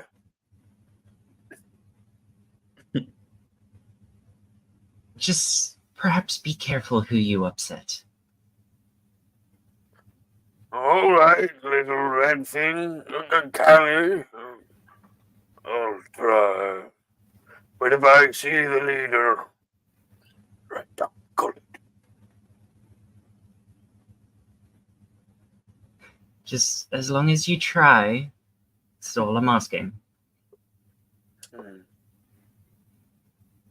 And he lumbers away. Trick or treat, please. He says further down. Callie, you pop in next to Rose and Billy in line. Alice, you just saw. She's not going to cut the line like that. She's not going to be the type of person who's like, oh, I No, know they're this in the back person. of the line. We're at the back Okay. of the line. We Yeah. just I wasn't got sure how far in they had gotten. And Alice, you just saw your friend stare down a giant frog monster and tell it to be nicer. yeah. I think she'll just go over like, so yeah, I don't know much about your like hero thing exactly, but that seems like a hero thing to do, right? I think you just Big said scary thing. sorry. Okay. Kat, you go then, Estelle. Go ahead. Just like big scary thing, and then you like talk it, and then they're better kind of thing. Estelle? Yep. Question: there are other planes. Like that's what. Like Yeah, not a whole lot is Yeah. known about them, but their existence is known. there exists. Rose would say, you just stared down a creature from another plane and told it to be nicer. You don't have to try that hard to live up to being that brave. I don't understand what aircraft has to do with this. Okay, no. What's an air? But what's an aircraft? It's how muggles fly.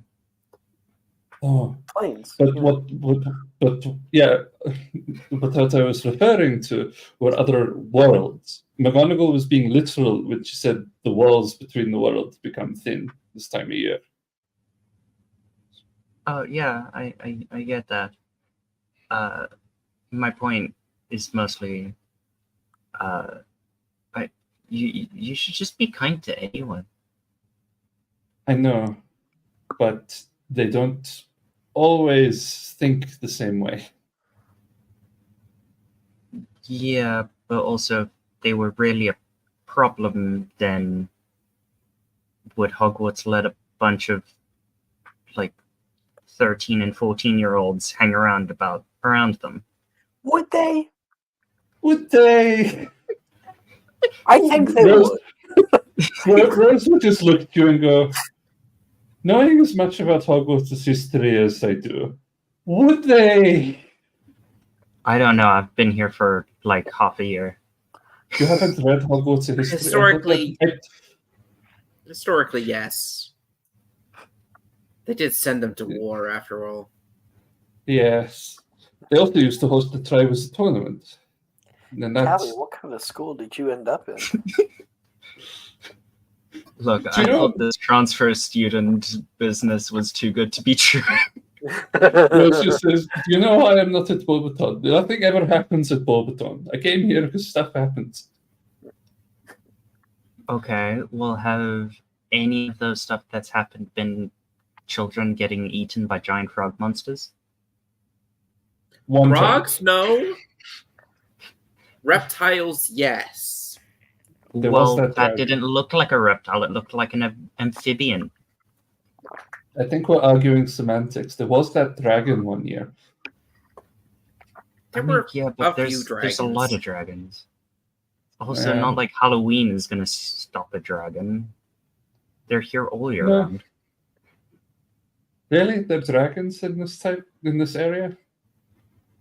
And she looks at Billy. Oh yes, mostly the common marsh green. There's also the Hybridian black. Not too far away. Actually, very close to where I live. I should Wasn't come see Hagrid those. had a dragon for a little bit? I don't know how anyone would know about that. I mean, it did get taken away. Yeah, but it was done quite in secret. Yeah. No one knows, not unless Hagrid told you about it. Ignore me. Yeah. Well, And so you guys are able to get that like purple liquid in like little cups. Cheers! And drinking it down, you get all a slightly different flavor. Very, very sugary, very sour or sweet. And some people it's cherry, some people it's blackberry or strawberry, or lemon. But everyone gets something a little different. Lemon. Last night I was doing session 69 for the first time. And we were like making so many dirty jokes. Like whenever we said anything, we're like, that's what she said. Hey, session 69. Hey! Nice. it has to be in 7th year by that point. To be fair, Section 69 you should have a rule like this is immune to the horny jail. Well, it is because it's in 7th year, so yeah, we do session 420. do stuff in 7th year. I'm just trying to think because someone put something in quotes. I think from last night. It was hilarious. Yes, I saw that. It was so Minus funny. grooming, I was having a great time. What's the grooming? It wasn't want in a bad nature necessarily. It was just narcissistic manipulation. That's all. I know. I just don't want the context. It's funnier without it. So funny out of context. We all laughed immediately because they were like, there's one character that hasn't been, so I won't mention him, but they're like, this one guy, man, no, that guy, like, me and him were like the best of friends. And they were like, dude, you're being groomed. And he was like, yeah, well, minus that, it was great.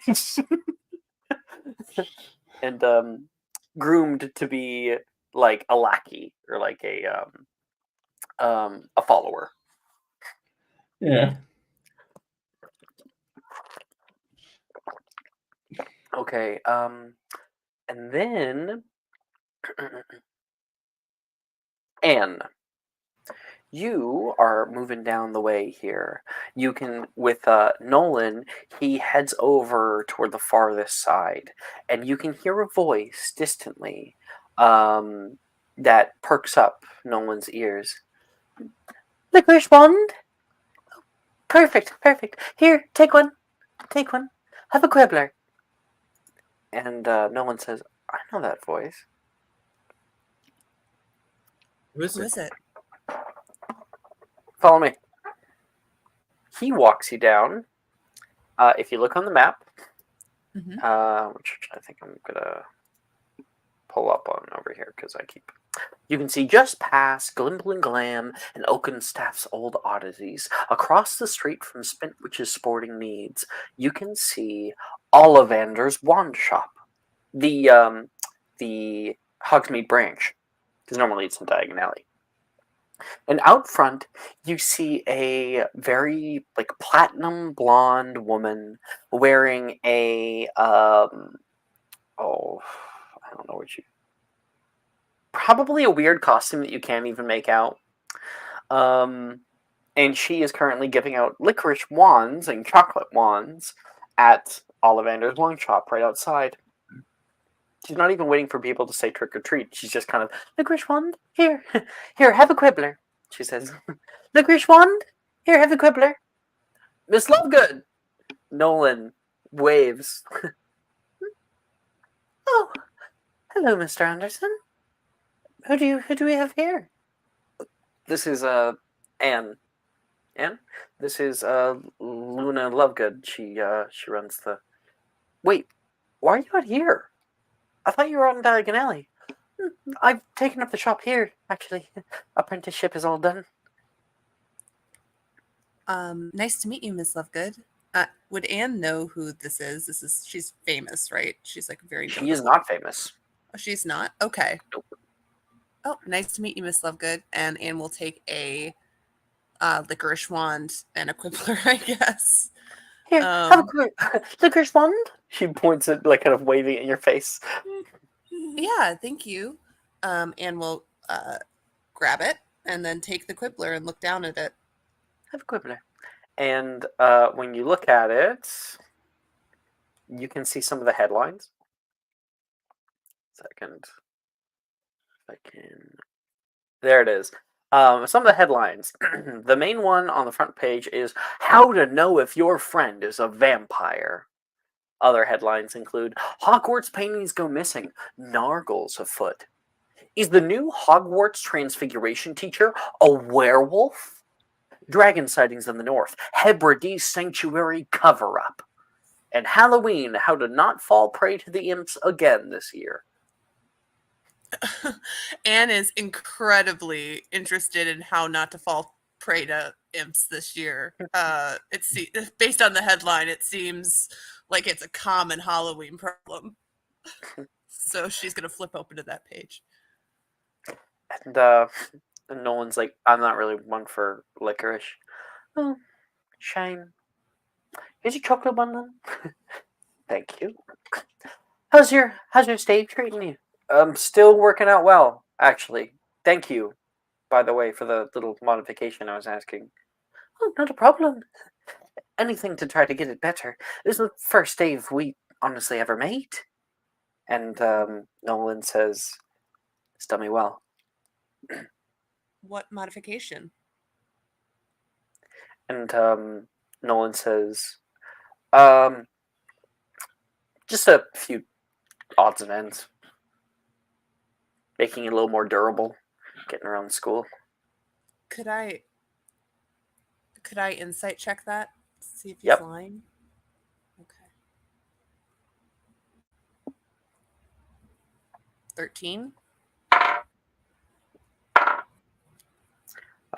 Seems to be all on the up and up. Oh, cool. Thanks for this. Are the imps a problem every year, or like what's the end game with the imps? Well, personally, I don't quite like the jack-o'-lanterns, but they do keep out the things, making them keep out at bay. But the monsters always get so scared of them, you know? So I thought of maybe a few other methods, such as lining your windows with salt. Oh, okay. You can read about it all on page 20. Thank you very much. This is very helpful. It's my first Halloween, so any tips? You can see the author for like every single one of the things is Xenophilius Lovegood. Someone related to you? That's my father. Oh. He's the editor of the Quibbler. Also publishes it, and writes it, and does the art too, time to time. Well, he's very talented. I used to help him out, get pictures and whatnot, but I'm so busy with my work nowadays. Still help out to get it out to the masses, to know the truth. Absolutely. Thank you so much. And Nolan says, "It was nice seeing you, Luna." "Likewise." And Nolan walks on with you. You guys get some more candy, and he says, "When I went to go get my wand, I wanted to be able to not have to carry around a wand and a walking stick. It would just be too much. So I heard about staves, but they're much more popular out in the north. Roborovich used to make a few of them, and I wanted to get mine from Ollivanders. My mom nearly forced me, so I asked them to make me something special, like a special order, and Luna there asked me all about myself, and she made me this. He says with this stave. That's wonderful. It looks like she did a really good job. They're a little odd. While a normal one might have unicorn hair, it doesn't really work. I have unicorn horn. Really? You Yeah. might be the only wizard that has a unicorn horn in their, well, I don't focus? know. Maybe. Maybe other stave users, but I really liked it. Feels like an extension of myself, you know? Yeah. That's really cool. And coming in from the right-hand side, Edgar meets back up with you guys. Oh, hi. Hi, guys. Hey. Sorry about that. I just wanted Nope. to ask Rose something. We're meeting in the Three Broomsticks later. You're coming, right? Sure. Absolutely. I got you a chocolate or a licorice wand here. I don't like them. And I a just took it to be magazine, polite. no one says, handing it to you because he cannot read it. He was still given one anyway. Thank you. If he's going to give a quick look at the headlines and he's going to turn to the page about the Transfiguration teacher being a werewolf. It's an expose on Darius Dildero and multiple accounts of people like seeing him disappear at night and be shady after full moons, and yeah. I always knew there was Wait. something wrong with him. He's a werewolf? I need to keep an eye on him. We are going to spy on him. Are you guys game? Absolutely. Not tonight. I'm having fun tonight. Not tonight. Another time. Is this Tonight a club is all activity? about trick or treating. Oh yeah, it's a club activity. Our next mission. Spy on the Transfiguration teacher, right, Edgar? Mm-hmm. It definitely is. We need to inform Camille and Rin straight away. And almost upon cue, Camilla, you can hear your name spoken. Coming out of the corner. Oh, hey guys. Oh. I was looking for you. Hi. Welcome, welcome. I was Camille. worried you were gone for a moment. I was just leaving my robes back in the dormitory. Oh, Yes, I didn't want to carry them around all night. of course. Yeah, that makes sense. You have to read this. Look at that. He's a werewolf. We have to spy on him. What is this? Quibbler. The Quibbler. How to tell if your friend is a werewolf. Isn't it a vampire? Vampire, sorry. Oh, what is this page? I want to read that one. Just pluck it out of Edgar's. All right. So, it lists a few different things. It's like aversion to garlic, eats a lot of red meat, pale skin, they odd sleeping habits. Perhaps they're always have to be in the shade whenever it's daytime. And of course, extendable canines. All right.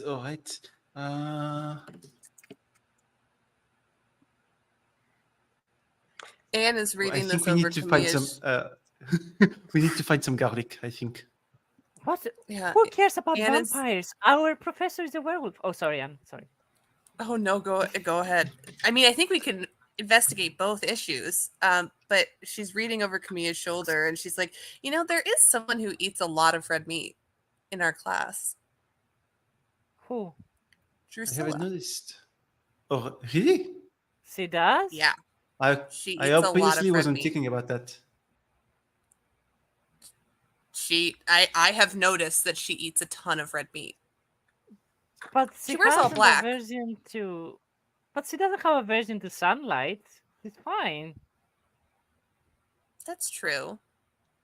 Maybe it's like on a spectrum thing. Maybe you are more averse to sunlight. Maybe I don't like garlic, like a preference thing. Maybe she's half vampire. Oh, that is also. I don't know how that changes it. Can you be half vampire? I don't know. Maybe. It would be crazy if the transfiguration teacher was a werewolf and Drusilla was a vampire and Anna's mostly teasing. Anything on the Quibbler about vampires, animals not liking vampires usually? No, nothing on there. Yeah. Thank you, Edgar. Anyways, Very nice. we need to spy on writing. Dildaro, whatever his name is. Sure. Spying on teachers. Yes, I guess we are scaling things up. We have to. You don't want to know if he's a werewolf? We can blackmail him, and then I will finally be able to pass transfiguration. Did we talk about this last year? We did. I actually am okay with that idea. I guess it was about friends last time. We don't blackmail friends. I love it.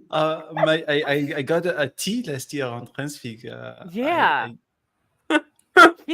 He's such a bad teacher. Yes, it is him. He's a bad teacher. I can do the spells. I say we spy on him, we expose him, and they were like, "Give us a no, or we are going to tell everything." No. We say we ask for an E. An O is too much. Who goes from a T to an O? True. People who do blackmail. That's who. Okay. I like this plan. There's no flaws in it at all that I can see. You already have See? an E Thank you. configuration. I do have an E, which just means I can ask for an O. Right? the Yes, you blackmail. can. Very True. good plan. I since see we no are- issue with this plan. I think it's going to go off without a hitch. No one says. Thank you for your Obviously. support. Oh. Did you guys make him do the pledge already or not? No. No? I think Nolan just knows about it because we've made absolutely no secret of it around him at all. No, but you said you wanted Nolan to be very close friends with us. Yeah, You said that? she did. She wanted to invite you to the club.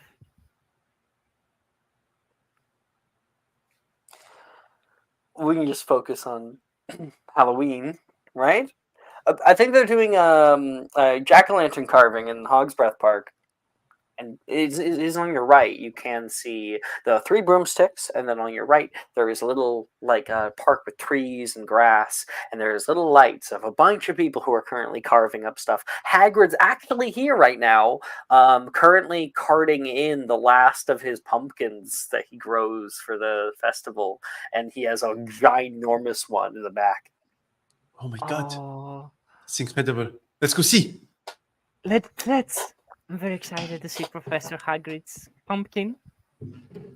Camille will make note of grabbing Edgar. So there's even a second of Nolan and Anne staying there by themselves. And immediately runs after you guys. Of course he does. No one's like, guys, please don't go too quickly. Okay. He doesn't want to lose you guys. Be terrible. How irresponsible. Okay, and that is where we'll take our break. We'll come back in 10 minutes and enjoy our fun. See you guys in. See ya. Are you looking for that perfect gift for that tabletop role player in your life? For that podcaster? For that little sister that keeps going on and on about shiny math rocks? Well, look no further. OBP Musical has you covered. Original theme music for your characters, worlds, podcasts, and more. Has your bard written lyrics about a party member's tragic demise? Let us compose to them. Or better yet, let us write those lyrics for you. Chewy! Ha ha! You met a fitting end, sir. But the goodness, no, greatness, doesn't stop there. How would you like a cast member of Les Miserables, Disney, or Come From Away to sing your pieces? Oh, you bet you would. Fully orchestrated cinematic pieces.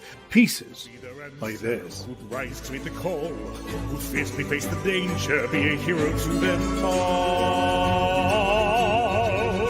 For the hordes of people We have 8 vocalists, 7 composers, 2 lyricists, and an admin team ready to take your request. For as low as $60 US, you can get your own musical theme. OBP Musical, making fantasy a reality.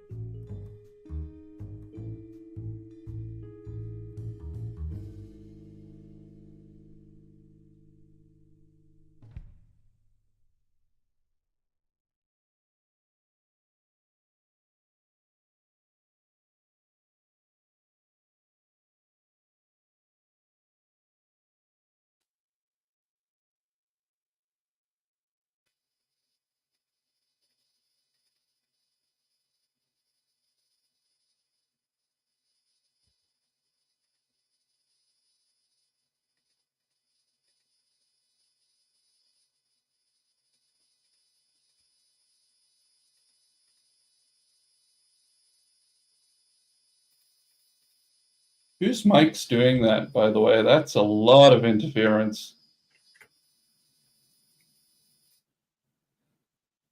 There, found it.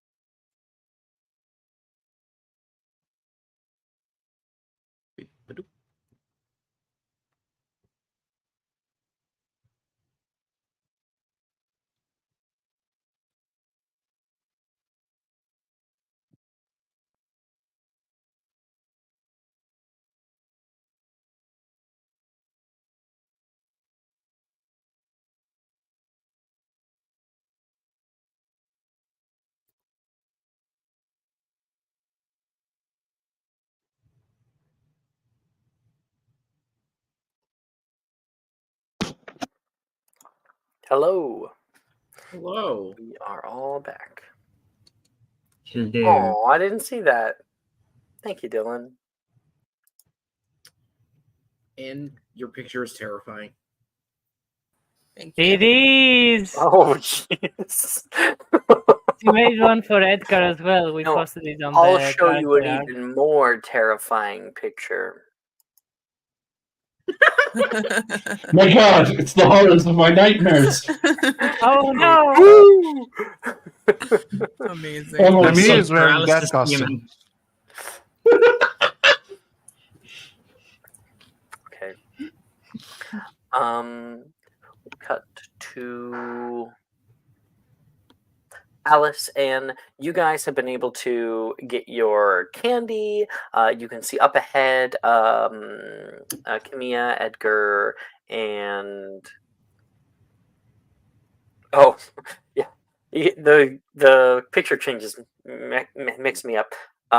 Sorry, Callie and Alice. You guys can see that Camilla, Edgar, and Anne are heading out toward the Hogsbeth Park, which are they're like doing their own jack-o'-lantern carvings and stuff. And you guys can see a left-hand turn. You could go down the low road. There's some people who are heading down there. There's a lot of like individual houses down there to go to. You can see if you keep going up the high road, on the left-hand side, there is a very large building that seems to be abandoned. And further up the road, you would expect Honeydukes is up the north. There is up there in the north a bit like a waterfall area, as well as on the east there is a old cemetery with a path that leads up. So, Halloween, what spooky thing do you want to do? Cemetery or abandoned building? Both good choices, but also carving pumpkins is a classic from what I've seen. Yeah. But you can do that, like, at any time. You can't go into an abandoned building because they might tear it down. Fair. But Tell anyone that we're going to do that, though? Does that building... It doesn't even look like anyone's at the building. Yeah, that makes it cool. Because, like, if there's no one there, then you can just, like, explore.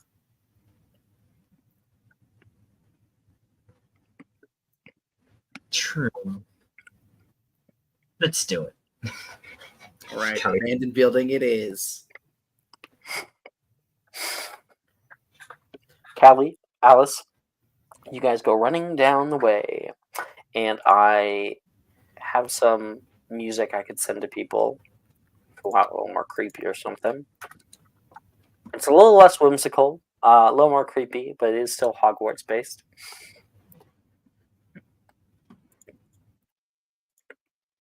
Yeah. Okay. It's just on the left of the high road. This large building that spans stairs next to it. There is a old sign that looks weathered, broken. More so, less of a sign and more of a place where a sign used to be. In this kind of sun bleaching, you are able to read Zonko's Joke Shop. The windows themselves have been boarded up from the inside, like newspaper. I won't say boarded up. We'll say like newspaper put over the windows on the inside, keep people from looking inside. And there is a little sign on the door.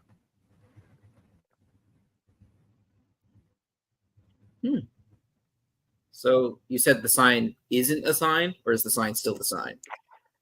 The sign of the building is gone and sun bleached onto the wood. You can see the outline of it, and it Okay, spells yes. Zonkos. You said there's And a there's sign. there's a piece of paper basically that is pinned to the door. I want to see what's on that paper. You walk up and you can see soon to be Weasley Wizard Wheezes.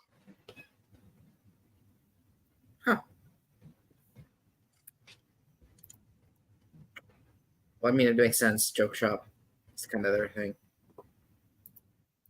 Isn't Weasley's Wizard Wheezes the other direction, though?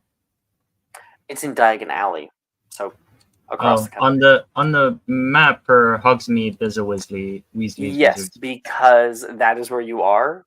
It is That's formerly what this will become. Zonko's Joke Shop. Ah, okay.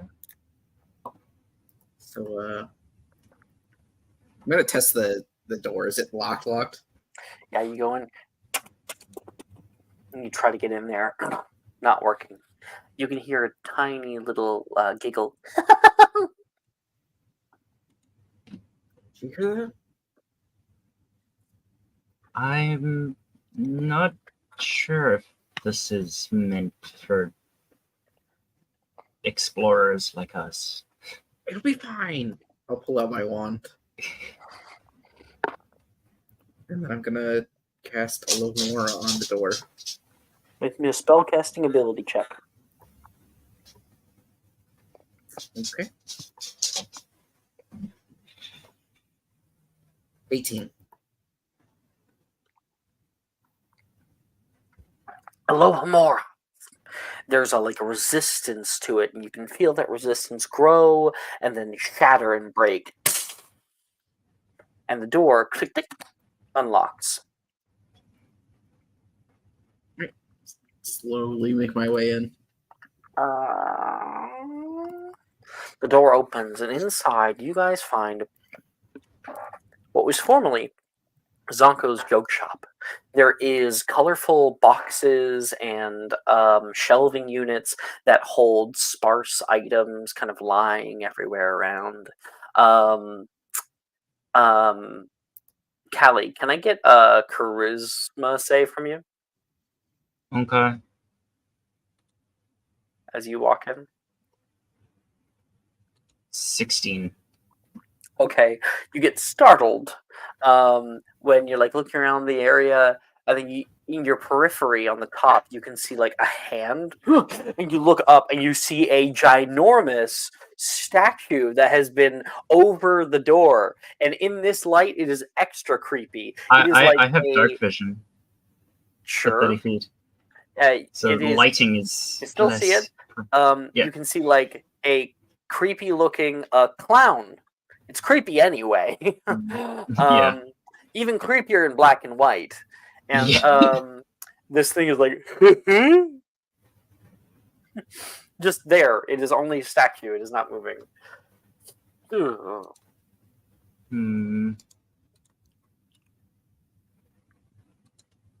How about we have a little competition? Whoever can get the better joke item and bring it back to the other gets some surprise. I don't know. Yeah, okay. Sounds good to me.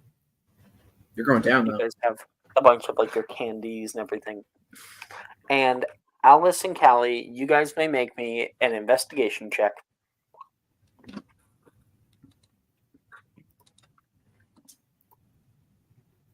10. 8. Okay. Only 10 and 8. So, Callie, you're looking around for a little bit, and you're able to find this odd box. On its face, it says Crubble Cup. It has like a little metal latch, and there is a lock on it. It seems to be the last one here, lying on the shelf.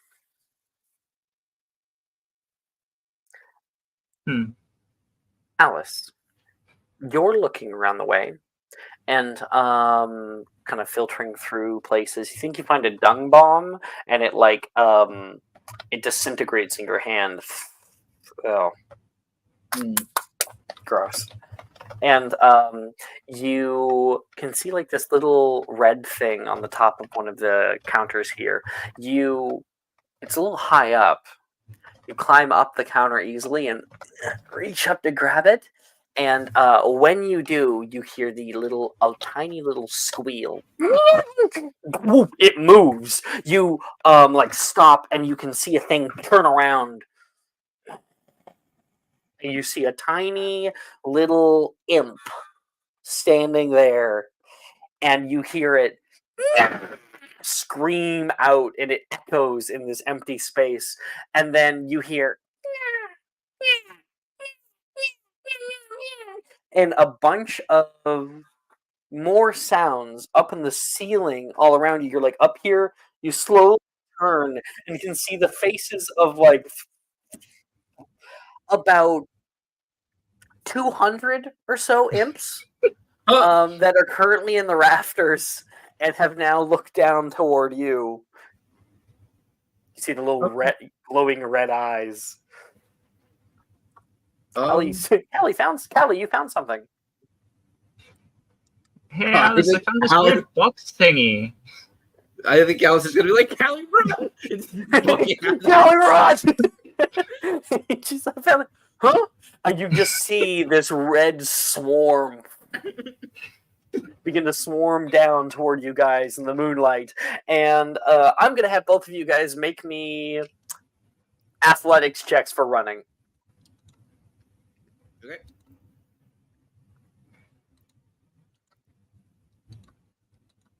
$23. You're suddenly really quiet. I don't know why. I got a dirty 20. 20. So 20 and 23. You guys run for your freaking lives. They're starting to come down upon you. You can see a bunch of them grab onto like your bag of candy, pulling it up away from you, and you pull it down, Callie, and whip it around, and bam, hit it. Uses some kind of like swinging weapon. You smack a bunch of them out into the wall, and you are on your way there. Alice has to like run down from the second floor where she was, constantly being berated here, things down into her hair, and Alice pulls out the sword, like holding them at bay. Alice, do you attack with the sword? Yeah, I certainly attempt to. Shit, okay, fuck. You make a strength attack. Panic. There's a bunch of imps in front of me. Like, oh, I don't want to. A 200, yeah. What of it? They're tiny. Yeah, it's terrifying. So I think she tries. So what do I roll? Strength attack. So it's strength plus. Just strength. Just. Well, you're not proficient in swords, so just strength. Right. So it's just strength. Yeah. 6. Yeah, and they're able to like fly out of the way every time. Yeah. But it is able to kind of keep them at bay. You can see Callie has the door open there, and above, the imps have started to swarm around like that big statue thing, and you can see them using like a saw, like an old like wood shop rusty saw, and they're currently cutting down this thing from the wall. Callie's right below it, like at the doorway, like, come on. Just run away. Can't do anything else. Alice, you're running toward the door? Yeah.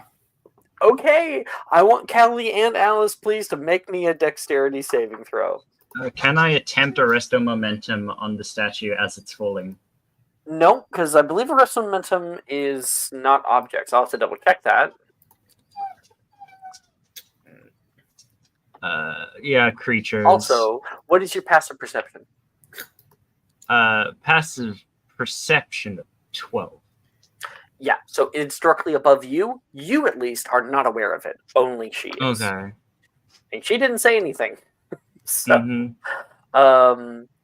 what am I looking at here? I'm just quickly Arrest Momentum. Yeah, it says creatures. Arresto Momentum. I don't see it. Why don't I see it? Oh, it's a first level. Yeah, creature. Mm. So deck save for both of you. Callie, roll again with my subscriber. Heck yeah. 8. Alice? Take my subscriber advantage. Okay. To reroll your 5. Unnatural 20.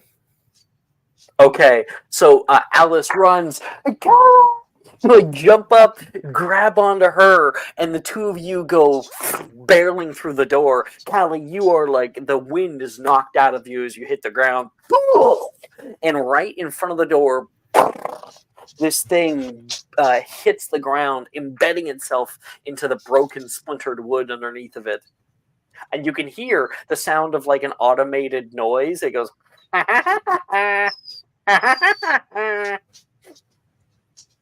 Callie's just gonna close the door.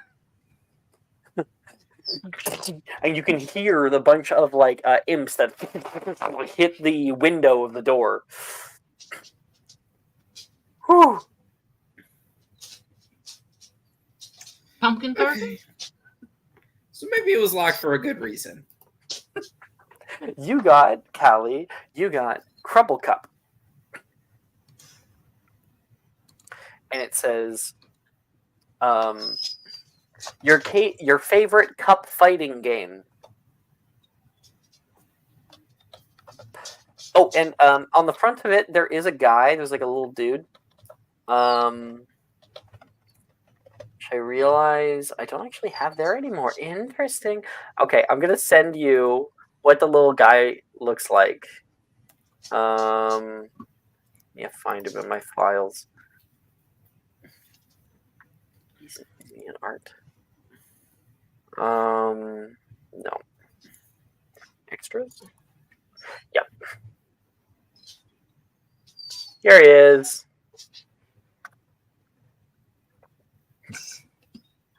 This is the mascot that's printed onto the box. Crumble will just sort of like gesture to the box. Seems I won the bet. Yeah, you won. Whatever you want. I don't know.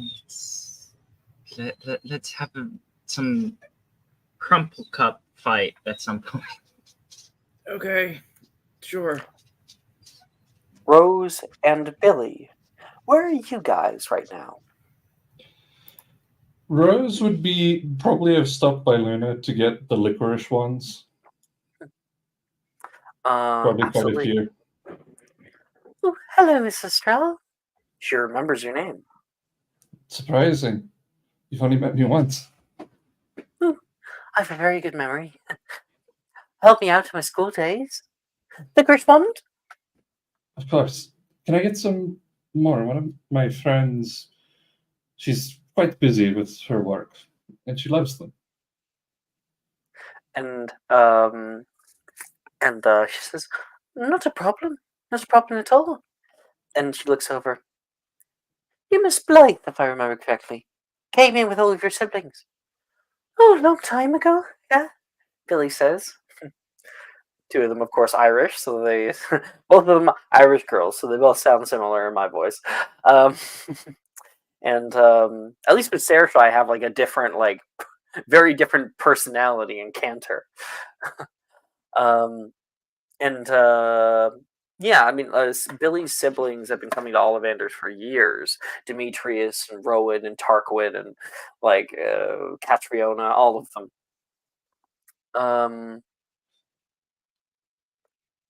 In fact, actually, according to ages, Luna would have gone to school with Catriona. Yeah. And I think she'll like ask, like, "How's Rowan been lately?" She says, "Very well, thank you." And coming in from behind you, Rose, you can hear a voice. You can just give those to me now if you want. You turn and see Janice currently in a fur like coat, hands in pockets, looking very awkward. Rose kind of pokes her. Hey, don't poke me. So you are real. I'm not hallucinating. Yes, I'm real. I got bored. Well, if she hands her the licorice wand, what could have been so boring for you to actually want to come here? Have you seen Anne? They were here. I think I actually don't know where they've gone off to. Of course, Janice is not in. Aw, kitty. Janice is not in any costume at all. They may have gone up to. They may have gone into the park. Janice, very happy you're here. Billy says. Sure. And also, I do admire how hard you work. It's a very admirable trait. Flattery will get you nowhere, she says with a little smile. How can I insight that to see how far flattery got me? Yeah, absolutely.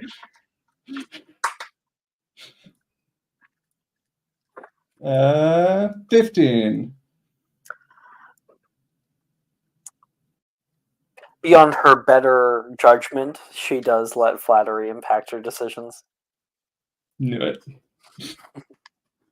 And she says, it's so cold tonight. You two keep warm, okay? I see you won't have a problem with it. Prepared as always.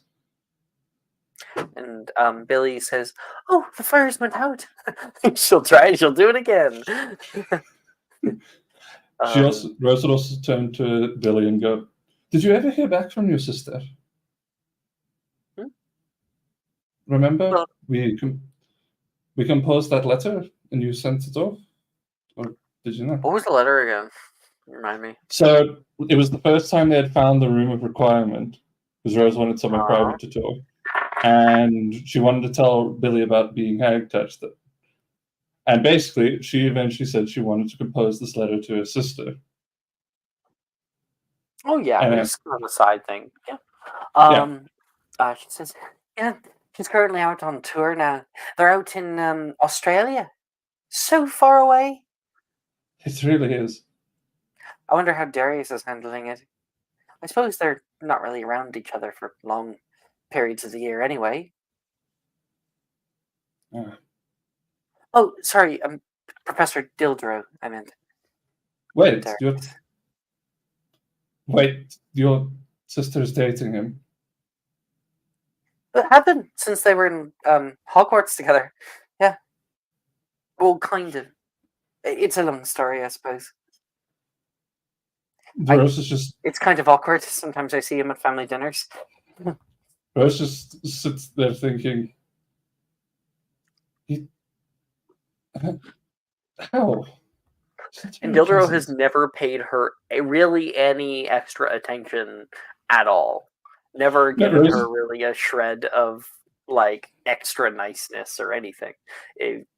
You would assume that they were, just student and teacher. Rose But just yes. sits there going, how? He doesn't strike me as very pleasant. I think a lot of people would think the same of my sister.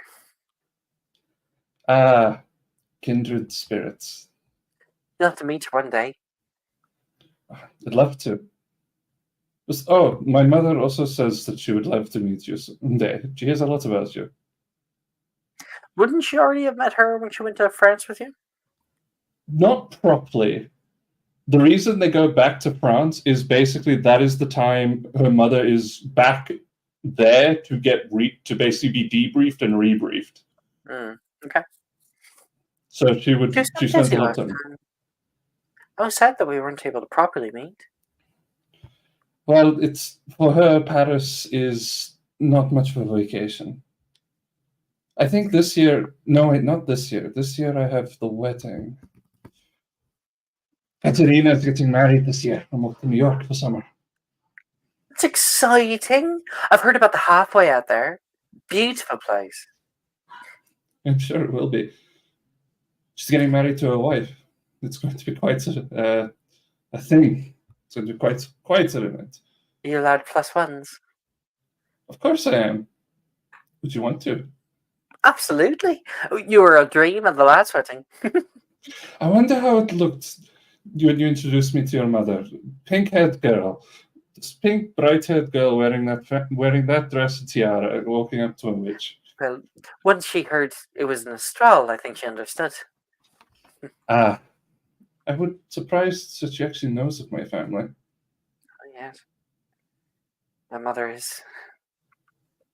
A piece of She work. wouldn't call her mother, actually. She would call her mutter. My Mutter. mother. My mother is very knowledgeable in those kinds of circles. She reminds me of my grandmother a lot. You want to go get a drink at the Three Broomsticks before Edgar gets there? Of course. You and Billy head off and walk into the Three Broomsticks. It's loud right now. The doors are open, and out in the front there is a very large jack-o'-lantern. Like, I'm talking from one of the giant pumpkins, and like a big face is on it. And currently, sitting outside is a satyr who is playing a pan flute. And Billy sees them and is a little awkward, and they nod and give a wink. Hi, Shmai. Hi. Hi. She goes past, and Do you know each other? oh. Not hard to tell. And inside you can smell the beautiful scent. I'm gonna turn off Hogwarts Haunted Graveyard now. Back to Town of Halloween. You can smell the sweet scents of butterscotch, lemon. There is also people who are drinking out here, and food that's being erected, and little candies that are going along with every single meal. And Billy comes up, and you can see a woman with kind of frilled dress on. It's kind of hiked up on both sides with leggings on underneath. She's a little bit more heavier set. She looks over and says, "Good to see some Hogwarts students. I'm Madame Rossmanter. Say whatever you like." Thank you, madam. And you guys go past to go sit down. And a few minutes go past, and then she's able to stop by. "So, what'll be, ladies? Regular butterbeer? Maybe hot chocolate? Something else?" I'd like a butterbeer. And you? Yes. It's really the only thing to get out here. Oh, we're certainly known for it worldwide. I'll grab you two. And she goes back in. And actually, before she goes, she pulls out of her little apron two little boxes. And inside is, you both get a package of what's it called? Exploding bonbons. Ooh, yeah. Exploding bonbons. Never Not my quite heard of favorite. it. You can have mine if you want. Thank you. But what are they? I haven't heard of them. Put them in your mouth. They explode. Lots of fun. I will. I think Edgar might like them, actually. What would happen if we put them? I swear, Mr. Gideon is getting to me. Oh, is he finally getting that playful side to you? He says these stupid ideas. And now I'm infected with them. What? What was your idea? I want to know now. That would be mean. Edgar would hate me. It wouldn't be mean. He likes a good joke. If I was Wilfred, I'd probably see him putting both of those in the bottom of his drink. Have it blow up in his face. It would ruin the better beer. I don't know what's come over me tonight. What? Are you alright? More than alright. It's I just like like seeing Halloween. you. And I get to be a niffler. What kind of better day is it than that? Your joy is infectious. It really is. That's easy when I'm around you. This just make Rose kind of just this and turns red. But she's smiling ear to ear. Elsewhere, Edgar, Camilla, Callie, no, not Callie, Anne, Anne, Nolan, and do we have another NPC? Levi. Actually, Levi was probably going to go off and do his own thing. Unless Edgar asks him to stay. So you guys go off toward Hog's Breath Park. You can see so many people out doing the pumpkin carving competition. There's Hagrid there who's like, that's the last of them. Have fun. And he kind of gets off of his carriage and walks around the bend. You can see here Delilah and Juniper. Delilah is wearing a banana costume. And Juniper is the venomous tentacular. They're both sitting, and Delilah's like carving the holes while Juniper's having a lot of fun scooping out the guts. Do you guys want to do the pumpkin carving competition? Of course. Just don't be so losers when I devastate all of you. I can help with the guts. That's kind of it. Nolan says. I'm okay to just watch and maybe describe it to Nolan. Don't be silly. You're participating. No, I'm not. I'm already here in this, so I get to make my decisions tonight. Oh, but Camilla, look. He gets like a tiny pumpkin. Don't you think he just needs a little face? Nolan says. Maybe, why don't you try it, Nolan? Well, we could see what. I will. Oh, in that case, I think I will also. There we go. So how does it work? Is everyone by himself? And you can see a worker coming back. Actually, we'll see Hagrid. Oh, hello, you guys. Good to see you. It's just a small fee, of course. Sorry, he says, it's only 8 sickles for one of the small ones, galleon for a regular. You want a big one, though? It's going to cost you. How much for the big one? He says, this bad boy, I've been growing an entire pack just for him. And you can see the big one that, for Hagrid, almost looks like maybe just a large pumpkin in his hands, but is extra fucking large. For anyone else, it's probably about 5 feet across. And he's like, been growing it for many months. Be selling this bad boy for about 10 galleons. I will. Edgar is going to hand him 10 galleons. Oh, I was not expecting that tonight. All right. I'll get it down for you. Come here. And he's gonna pick it up and drop it down. Edgar's for going you. to try to hold it and then just. Oh no! You would not try to hold it. It is Okay. larger than you. So you're just like, yeah, I'll let him put that down. Never mind. Right there. And Okay. yeah, you're the top of the pumpkin is up to your chest. Oh, okay. It's that huge. Okay. Yeah. Even better. I love it. Ooh. And take a small one, please. 8 sickles only. You'll take out. Very good, Professor. So the small ones especially come in even more varying like shapes because you can get like a gourd or you can get a pumpkin. I guess Miguel, because you say you never like have really done Halloween. Have you ever done pumpkin carving before? Of course not, Alex. Halloween's not a That's- thing here in Portugal. So much fun, dude. They come in many different kind of shapes and sizes. You get like ones that have the stems that are kind of dried out, but they're like in curls and stuff. Some that are orange, some that are white. Other ones that are like green with like yellow stripes on them.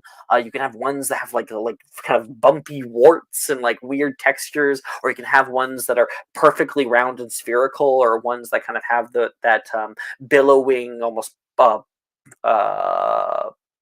like rounds to them. What does yours look like? I want to play around with what Nolan was saying, and I want the smallest pumpkin I can see. One Make a that perception check. The smallest pumpkin. Smallest pumpkin. Let's go, pumpkin. Tiny pumpkin. What? What? Do I have it? Yeah, edit was on. Sorry. 19. 19, hell yeah! You end up finding a little pumpkin that is very squat, but then also like round on the side. So it's this tiny little thing. Looks like a donut. Almost. Nolan Kathleen. has his. And Anne, looking around, I think Nolan would be like, which one are you going to pick? Oh, Big one? I'm just gonna Oh, go for one of the medium-sized ones, I think. Nolan starts kind of feeling around with a few of them. What about this one? You can see that's the one that has like weird striations down its side, little like bumps and spikes that come out of it. Perfect for Halloween. I'll take it. What color is it, Anne? I don't know. What one of those weird white ones. Ah, yeah. I had one of those last Halloween. I love the white ones. They have like a name. It's like Chanterelle or something like that. White pumpkin name. This one calls them ghost pumpkins. Interesting. It's called an ash gourd. Oh. Or a winter melon. Oh, they have so many names. Wax gourd, white pumpkin, Chinese watermelon. Huh. People like naming plants. Yeah, apparently. And so, yeah, you get this kind of like oddly grown, kind of twisted and textured white one. And everybody starts working hard. You're kind of like in the middle of a courtyard. There are businesses and homes that border all places around here. And there is this building that kind of looms over toward you, and you notice it. You can see the windows are boarded up. There is a high metal gate, and you can see flapping wings silhouetted against the night sky moving over it. An old abandoned building. In the... Hmm. You're trying to do it right now? It's like doing this and stuff. Anne will nudge Edgar and say, Look at that over there. What is that? Abandoned building. But I have to work on my pumpkin, and it's huge. Professor Hagrid, if we leave our pumpkin still ours? Well, of course. And anybody who wants to enter it into the competition, you just put it down over here. And he points over toward a crate. Anne is just gonna stab her pumpkin and put like the most horrifying freaking expression on it that she can quickly, and just like gouge a smile in there and go, "It's perfect for Halloween," and go and put it on the table. Do you What's want how you do it? what? Make a performance check. Okay.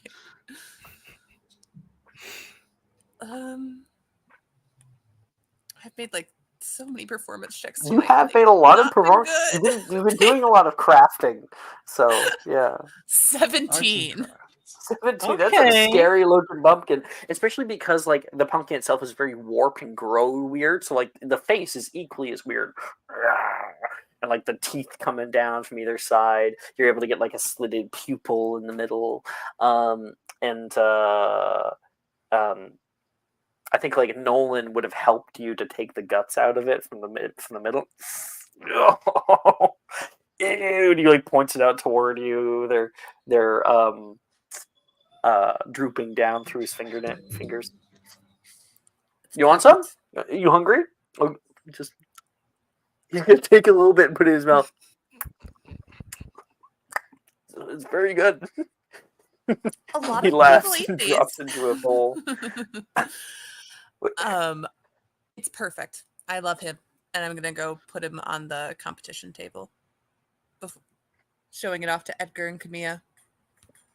Come on, Nolan will get kind of a look at it with his hands before it goes. He's ugly. Okay. If you guys give me a hand so we can finish this hand fast, sorry. If you give me a hand so we can finish this fast, we can go explore. Because I don't want to leave my pumpkin. I want to enter the competition. Hey, I'll climb in. Nolan says. Okay, got a hole in the top.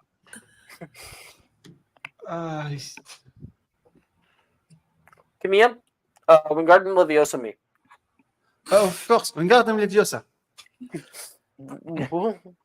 Well, be careful, be careful. Do you know locomotor? I do. No, I'm talking to Edgar. Oh. No, I don't think I do. I can check. Wait. Spells. I think it was a required spell. I do actually. I know it actually. Is it locked in? Yeah. Okay, cool. So do you have Defindo? Defindo. Yes, and it's locked in as well. Yeah, you're able to carve around a little hole in there and like Wingardium Leviosa thing out, locomotor, and put it underneath of Nolan. Then Camilla lets go the spell, and Nolan drops inside of the pumpkin. Oh, okay. I will work. I will do the eyes. Camille, you work on the nose, and then Anne can work on the mouth. I still don't know what I'm going to do with mine, so just give me a second, and I will do whatever you are saying. Okay. You can hear the scraping from the inside from Nolan. You can't even see him. You hear the echoing, like, really big in here. Edgar, I really think the way to do this is just follow your heart and do your first instinct. Okay. Okay, got it. And Camille will do a small thing on his and start working on the eyes, you said? Yes. Okay, awesome. That's what I wanted. Okay. That's going to be... one second. That's going to be a performance check from Edgar at advantage due to the help action. Mm-hmm. I don't know if this will add anything. 30-20. Nice. But 30-20. I don't know if this will add anything, Alex, but my carving is just a simple, like, it's supposed to look like an eyebrow because I'm going to put my pumpkin on top of his to be the eyebrow of one of the eyes that I'm going to carve on his pumpkin. So cute. Here, I'm sending a picture. You are able to make it incredibly scary. This kind of jagged, open mouth, whereby you and Nolan are kind of carving at the same time, trying to go from the outside and the inside together. And he's able to like flop a bunch of the guts out. And you guys are finalizing your work on this. And then you can hear a voice say, "Hey." And in the background, you see Edgar and Nolan and Camilla working on the giant pumpkin. And Janice is here, furred collar, hands in pockets. Hey. Anne is covered in pumpkin guts because she worked and fake blood. Hey. Hi. What are you? I thought you weren't coming. Changed my mind. That's awesome. And Anne gives her a big hug before she can think better of it. I'm so glad you came out. Yeah, I guess you're not the only one. Rose was hitting on me, so. Rose was hitting on you? Joking, mostly. I would imagine. That's awesome. I don't really have a costume or anything. Nothing as scary as yours, at least. Unless I am an equally scary creature. No. May as well Was be. she wearing a fur coat? Yeah. It can be like a half Yeti or something. That's what you can tell people. Yetis.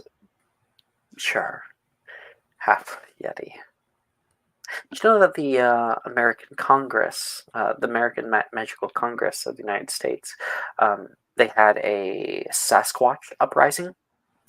They had to move their entire capital from Washington to New York. Wow. I didn't know that. That's really interesting. I'll have to read up about it when we get back to the castle.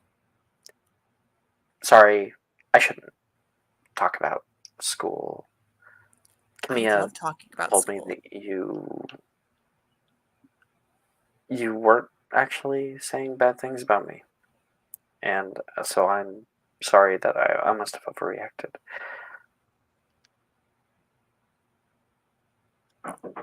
No need to apologize. I'm really glad you came. And help me with the last bit here. Nolan yells back. We're lighting the fire. Oh, I gotta go light a fire in a giant pumpkin. Give me 1 second. And Anna's going, Janice will Edgar, walk over. Okay, or was it Camilla? Whoever has Wingardium Leviosa, throw me in a pumpkin. You have to get me out of it first. No, I'm kidding. Wingardium Leviosa. Witch burnings haven't happened in many years. Oh, Janice. He is hovering currently. Okay. Edgar, move it. Move. Whoa. Take it a little bit to the left. And then he's able to drop down.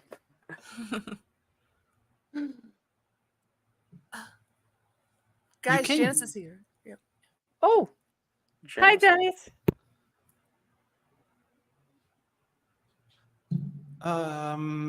You're a bear. Sure. You want to trade costumes? And deprive you of such a beautiful gown? I think I felt beautiful already too much. My ego is also high. It might be dangerous if it continues like this, honestly. Make a persuasion check. Well, these charisma checks, man. Can I use math to persuade her? Can you use math? What? How? I think if it was any other character, that would be ridiculous. To be quite honest. I have no idea Can right now. you use math, Miguel, to persuade her? She likes things so much. There's no I in team. There's. I'm not there. I can't help you. Roll a persuasion. That's an 11.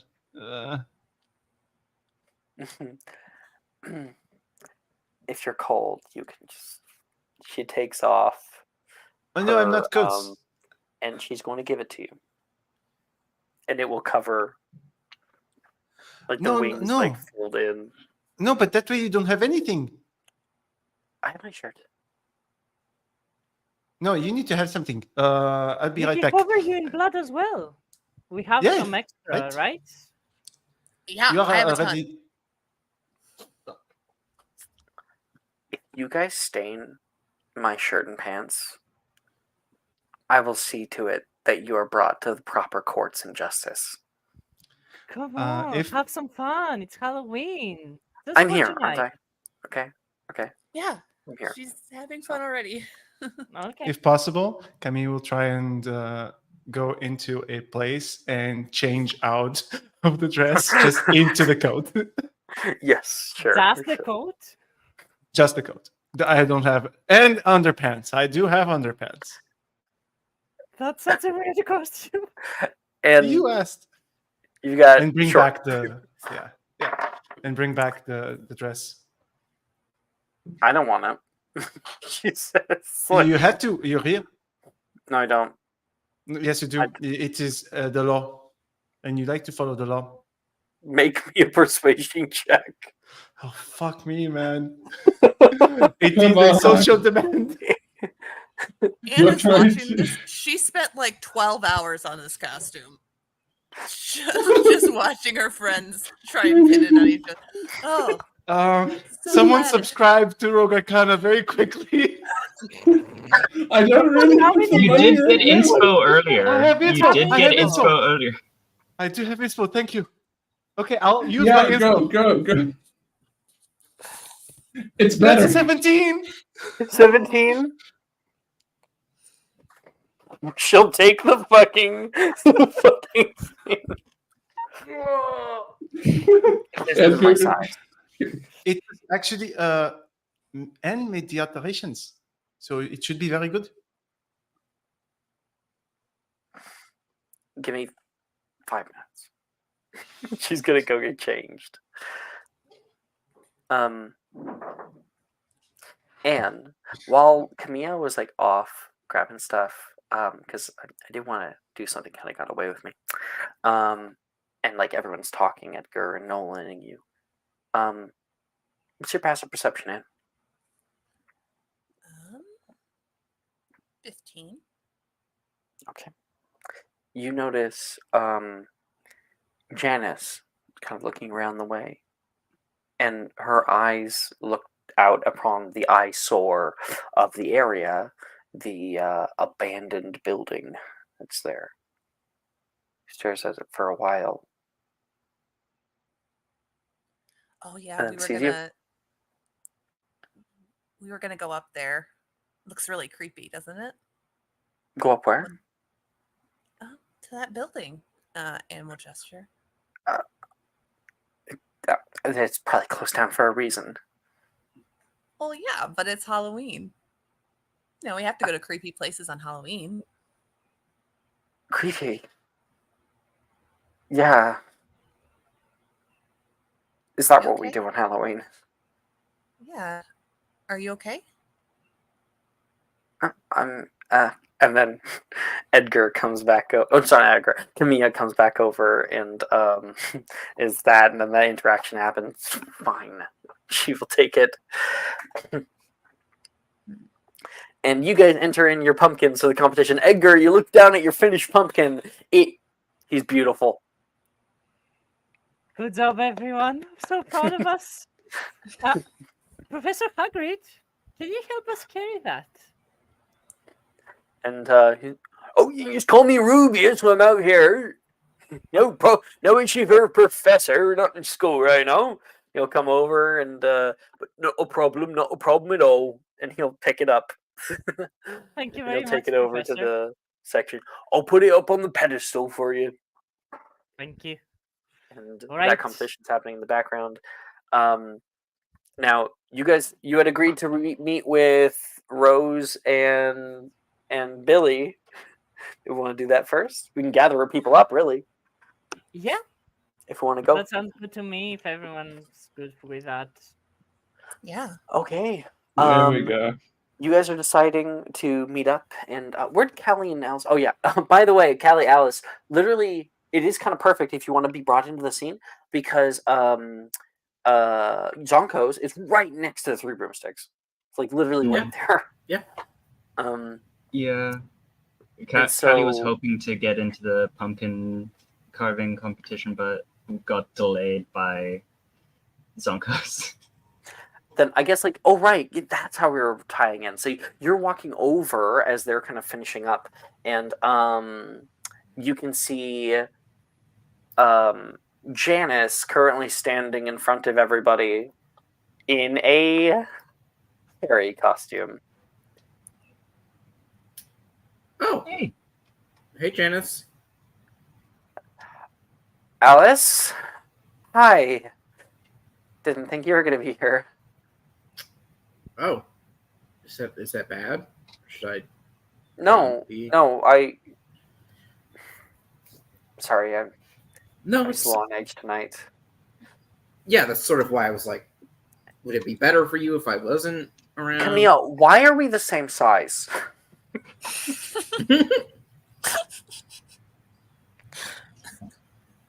Janice, I mean, have you heard of Oh. Crumple Cups? You are wearing Camilla's costume. Is there a story there?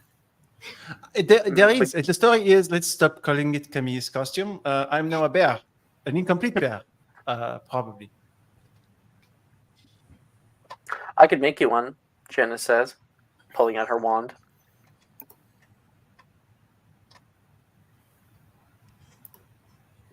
I don't know if I trust you. Fine by me. She'll put the wand away. And then Callie, you had a thing you wanted to say. Yes. Callie is going to ask Janice if do you know what Crumple Cup is? I found some in nearby. Crumple Cup? Shows the box. Oh, those are those god awful toys. I think my I think an old friend of mine used to have one. Where did you find that thing? Nowhere. Nearby, nowhere important.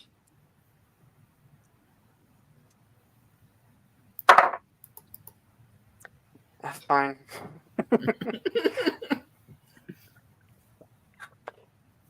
And then Edgar.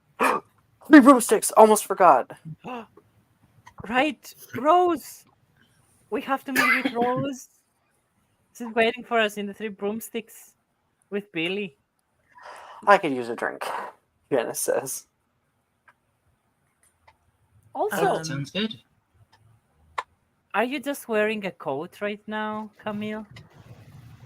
I am wearing my costume, if that's what you're asking. I am very well dressed.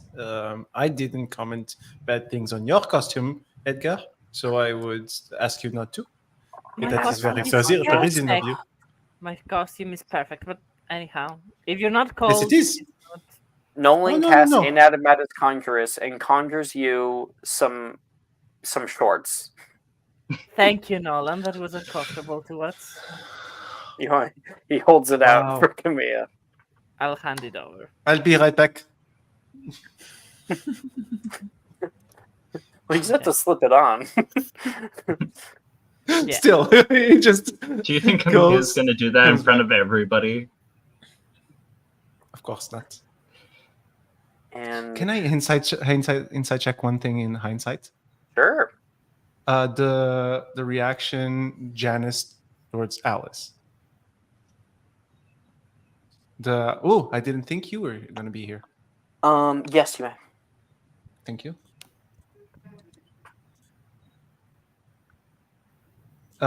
So an 8 again, infinity symbol. Can't be sure. Not really sure. Do you Thank want? you. Do you want subscriber? It's only a small thing. I wouldn't. All right. Yeah. All right. We head down to the Three Broomsticks, and inside, you guys can see Rose and Billy currently smiling, talking, leaning toward each other.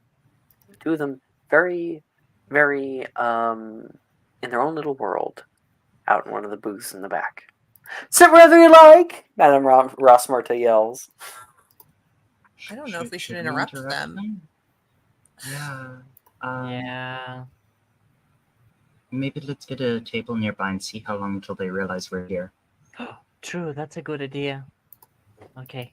Let's just sit at the one next to them. And then if Oh they my wanna gosh! join- Just sit down. Janice says. She will walk up. If I had a nickel for every time I've been in this situation in a D&D game, I'd have 2 nickels, which isn't a lot, but it's weird that this is happening again. And Janice, wearing the frilly green sparkling dress with the wings, walks straight up to Rose and Billy, kind of placing her hands down on the table. Hello, he says. Good evening. Janice, is that you? Yes, it is. He says, coming in from behind Rose, you notice Edgar. She's What about adorable, you? isn't she? Rose would get up and move to a bigger booth and gesture for everyone to come to her. We'll just say you guys were already at a big booth. So one of Okay. those circle booths, you know? So yeah. Billy's like, oh, okay. And she'll scooch over toward you and people start to pile in. Alright. Edgar is going to sit next to Rose and he's going to like pat the seat next to him for Anne. So it's like Rose, Edgar, Anne. I don't know who's next to each other. So reading. Right. She pulls the deck out. She reaches into a bag and pulls the deck out. Puts it on the ground. Madame Rossmarta gives butterbeers all around for everybody to sip on. And she Look, places these the are deck. really good. You should try it, Camilla. And she places the deck near her. It floats up off the table and shuffles itself. And she just says, right. And she starts tracing a hand over you. Right. What do you say is your strongest trait? Your most admired trait? Your most prevalent? I don't know. I have a lot. Is curiosity a trait? It can be. Is it your one that you most associate with yourself? Yes. Right. And she puts the fingers right between your eyes, wraps a string from her hand, and pulls. And her eyes start turning gold. Did I bring my... 1 second. Fuck. This is the fun part. Where is it? It's not here. I do not have my my tarot deck, but we can still do it. Are we doing a 3-card spread, single card spread? 3-card. Okay. And we'll finally have the complete set. The other one we're missing is Major Rose. Arcana. I have a tarot deck right here if you want to. Yeah. What is the what? That is an actual tarot deck. There's a red square on it. Yeah. Oh, the red square. It's a simplified thing. So Give it a the problem is we only do major arcana. Major Things arcana. interesting. So it would take you a long time to pull out all the major arcana. Yeah, there. it would. So Okay. what it's going to be is you are going to roll me a d22. Now there are up to there's 0 to 21 when it comes to major arcana. So 1d22. 3d22. Oh, Yeah. three. It can't. If we have duplicates, you'll have to re-roll them. So they get pulled out of the deck. So the first is a 12. Okay. You also have to roll me 3d2. 1 is upright, 2 is reversed. Okay. Roll 3d2. Ooh. So 12 upright. If one is upright. Oh. Okay. Firstly, you get the hang. Wait, no, that's the wrong one. It should be one less. So you get justice upright. This is upright justice itself is all about fairness, truth, cause and effect, and law. Or more than that, it is about you have a past where things have been regimented. People have been held at a standard. Perhaps he as well has also been held to a high standard in his own life. So Rose flips the first card off. Past. Justice. Upright. And lays it down. Your past has been filled with nothing but rigorous structure. Rules where people have been held, standard, maybe far beyond what they might be able to achieve, as well as punished for their misdeeds and incorrect actions. It states that your life has been, as they've stated, regimented, structured, with nothing but order. And you were held to the standards of those around you and expected to be held up. Maybe you too have been held to far, far too high standards. I noticed that the next cards that you rolled were d12s. Might have been an accident. Yeah. So Try it the again. next one is 8 upright. Oh, sorry, what? No, that's a You d12. rolled- Those are d12s. It was an accident. Yeah, you rolled d12s, not d22s. Oh, So roll another 2 d22s. Yeah. so 21 upright.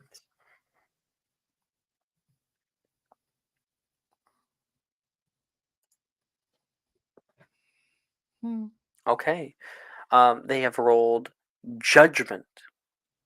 The judgment card itself is 1 second. It's about rebirth, about an inner calling, finding the things that are going to make you feel whole, and more than that, absolution.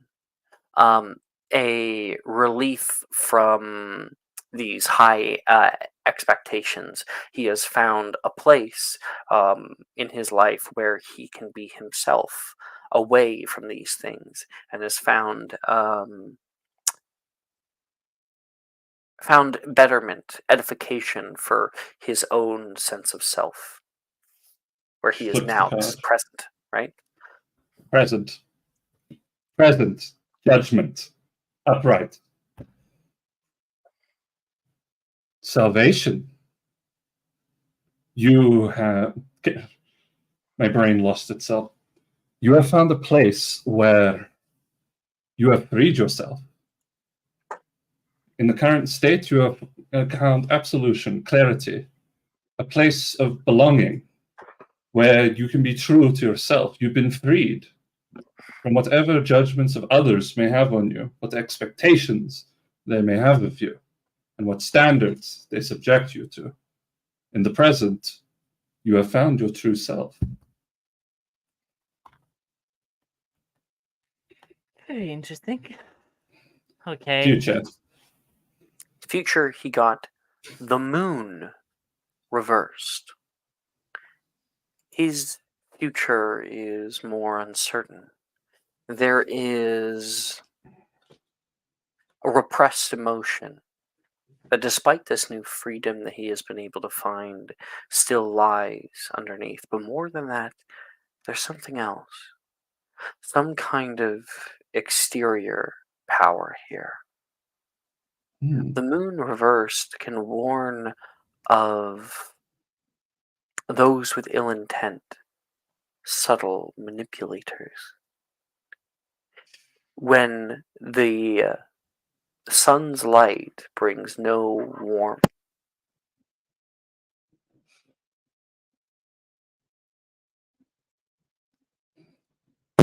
sorry about that, I got unplugged. When the sun's light brings no warmth, the moon casts down its light and can bring, and that light can be false. It can be difficult to ascertain the difference. Right? The moon, reversed. Future. There is a false guide in your life. Someone subtly, something subtly manipulating you. While it can never be certain to what it is, there is a falsity here, an outside force, changing things, pulling on things, Like an leading illusion. you like an illusion. Mhm. Is that what you said? Moonlight is indicative of illusions. An illusion, luring you somewhere it wants rather than what you do. It seems maybe overall, looking at your past and your present and your future, you are currently free from whatever has been befalling you in your past, but you may be returning to it in your future. I can't be certain. It's still in flux. I would certainly hope not, but it was fun. Thank you. Speaking of illusions, actually, I forgot to do this. And she just summons a set of incense in the middle of the table as an illusion.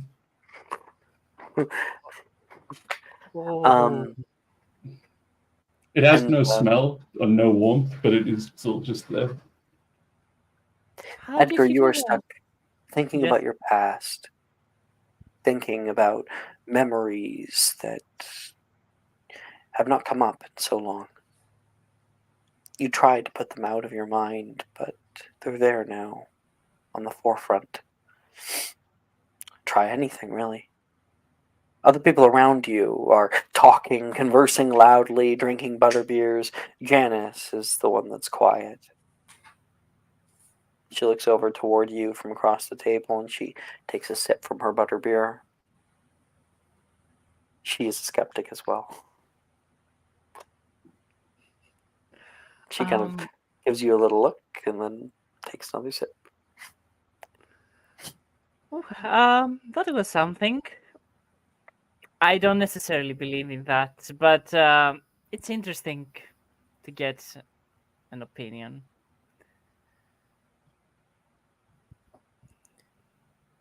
Yeah, it Are you wasn't so okay, bad. Janice? Hmm? Are you okay? Mostly. Yeah. Yes. Yes, I'm fine. Rose looks at you after putting the deck away and says, I don't blame you for not believing that one. That was certainly vague.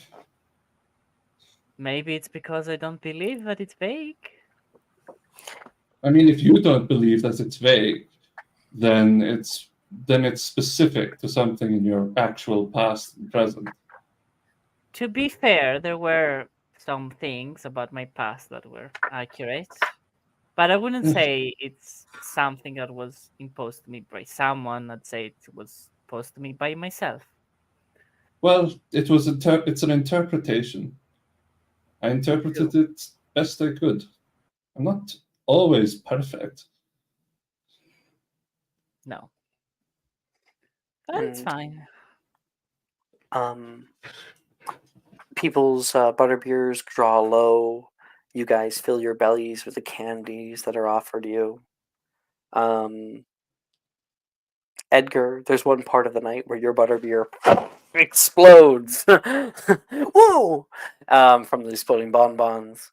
And we find ourselves stumbling out of the Three Broomsticks. It's still Halloween night, and things are starting to drone down. Many of you guys, we can be assumed that we went around from house to house and got little candies. Maybe we have a montage of just doing that right now. Come on! I know a great place down the low road. Janice would say lots of houses down there at least, and you guys go around trick or treat, trick or treat, trick or treat, and Callie there's stays one away old from granny who's like, Zonko's. oh, how wonderful! What a cute fairy! She goes over to Janice. Like, yeah. Janice is like, thank you. Give me the candy. And you guys kind of get compliments in turn. And then we end off with people opening up their bags and walking in the main square right now together out by the pumpkin patch. You can see the like flags have already gone up. Like the awards. What was I trying to say? The competition's over, and the winning ones are on their like little pedestals. Who won? Edgar wants to tech. And you got 3rd place. Nice. Awesome. Edgar, you got 2nd place. Good job, guys. That was our pumpkin. Silver. That's our pumpkin. 1st place goes to, you can see Brett with the painting, looking very happy with himself, and there is a intricate carving into the side of it, like one of those carvings where like they don't go all the way through, they just like kind of shave it off and make it much thinner and make some places a little bit thicker so that you get the shadows right, and you can see a coiling like dragon on it that's blowing fire. Wow. Of course. It's amazing. That's Yes. cheating a little. And the fire, the part that's the fire, is one that's actually cut all the way through, because then you can see the flames on the inside. I've got to get him to do a portrait for me. Just one. He's very good at that. And, of course, Edgar, you had nearly forgotten that creepy old house along the way. You would never forget. Okay. Okay, let's So, go. are we going back to the castle now? Janice asks. I'm getting very No. tired, no one says. No, we're going to the creepy house. No one's going to the castle. I've had my fill of creepy abandoned buildings today. I don't know if another one is such a good idea. But What? That- Is a this is with us. Gryffindor? Is a Gryffindor not brave enough all of a sudden? No, Oh. is different when imps are attacking you at high There numbers. were like 200 imps in that old building. Okay, be I knew imps were an issue. Anne turns to Edgar. The Quibbler was right. The clip was Oh, not God. right. The clip was The never was right. The book was never right about anything. Why does anyone need that? Okay, be little chickens and go back to Hogwarts. We I'm are not going chicken. to explore the house. You Fine, are I'm a gonna go in the chicken. house with you. You probably shouldn't go in there. That you'll probably get in trouble, Janice says. I've already Why? been Isn't that half one, the I'm not gonna fun? get- I don't know about you, I'm but still getting in trouble staying is not my around. idea of I'm fun. not going back to the castle. Yet the fun has yet to begin on this Hallows Eve. And do you have other plans, I assume? Oh no, Then come. just- Got nothing better to do and you want to go back? Ooh, Fine, Kelly. fine. In fact, I'll lead the way. Oh, Ooh. okay. Meet chicken. Gryffindor in the energy. way. No, it's good. Which house was Before it? going in- Sorry. Rosa says to us, you and Fridge. Which house? Do you have any idea of which house was supposed to be the best manipulators? It's supposed to be the Slytherins. Oh, Okay. that's a joke. Yeah. Up ahead of you, you can see that old building that looms high over the moonlit cast night. All of the windows are boarded up. There is a hefty gate right in front of you that is overgrown. The lawn inside the gate has grown to so much that vines have started to cover it. And amid the vines, there's a very old plaque that has been kind of put up. Not plaque, but like is wood. And it's a sign on it. It says "Home Foreclosed." No entry. Trespassing will be trespassing is prohibited. Cool. So There's like a hefty metal gate before you get to the proper place. Oh, and it's closed by the Hogsmeade Community Council. go Four ahead, Oh. Callie, open the door. Guess we can't get in, Janice says.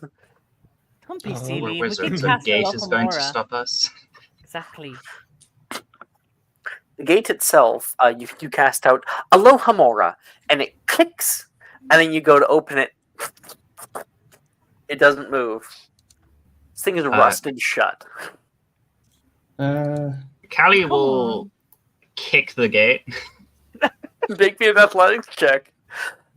Once 23. No way. Out of the way. Out of the way. And fucking you Supergirl kick that fucking thing straight in. The door actually blows off the hinge. It hits into the grass and like presses it down. Damn. Gonna Remind me need to help never be on your repairing bad that side. afterwards. I'll try when we come Did I- through again. Did Kelly just kick that gate down? Nolan says did. toward Anne. Yes, Yes. she did. It was awesome. Can I insight check that awesome just from the tone? Sure. I'm using And a then Anne, special ability of mine. Anne can Nat 20. say what she believes. I'm She tempted can to let you crit know. that. What? I'm tempted. I kind of want to, but I also know that's Well, the it worst could time. lead to nothing. You don't know. Oh yeah, that's the point. So 14 total. I do have decentness. 14 okay. total. What do you think? 14 total gives What do you them for the think, insight Callie? of your tone when you were talking about Callie. I think she's super cool. She just Superwoman kicked down a freaking gate while we're committing a trespass crime, and thinks she's so fucking cool. Rose gives you a look. And gives you a look back. Rose gives you Rose another is look. trying to go I know what you are. I know it's that look. I know more. I know. I don't know if he's right. I don't know. I if don't know if you're right or not, but yeah. Rose doesn't know it's right, but she's getting a feeling. Okay. So you now are able to enter in. I guess I'm going to change the music from the Creepy Town Halloween music back to Haunted Graveyard, which is actually perfect right now. You can hear the slight creaking from within this old home. The doorway itself, the front door, has been boarded up. There is no more door. A similar sign to the one that you saw earlier is there as well. Edgar, you look around and you could probably pull off a board or two or something. I can do what? Sorry. You could probably pull off a board or two somewhere if you can find No, I'm not physically. I'm saying, if you can find one that's maybe a bit damaged or something, you could probably find a way in. How? Okay, I know what you mean. So you want me to roll investigation, or do you want me to just? Yeah, investigation, or you can direct someone else to do it. How damaged and old is this wood? Make a investigation check. 14. Yeah. 14. Yep. Okay. With a 14, you guys travel around for a little while around the outskirts of the building here, and then you reach the backyard. So very opulent, or what would have been an opulent backyard with there is stairs going down to a little garden, or what used to be a garden, with old overgrown hedges and a stone fountain that no longer is in use, but just kind of this cesspool of water is inside of it.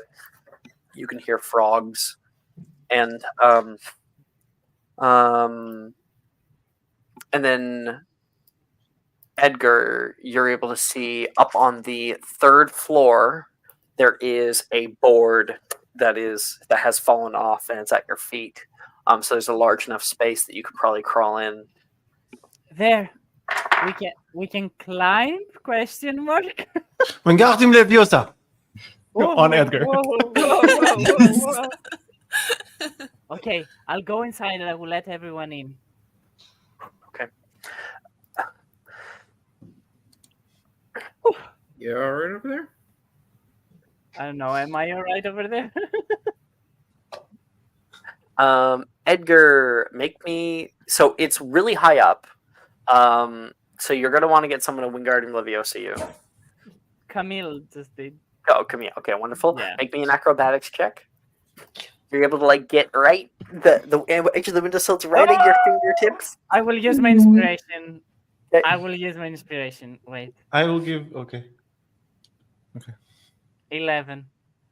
Okay, you're able to grab on. Come on.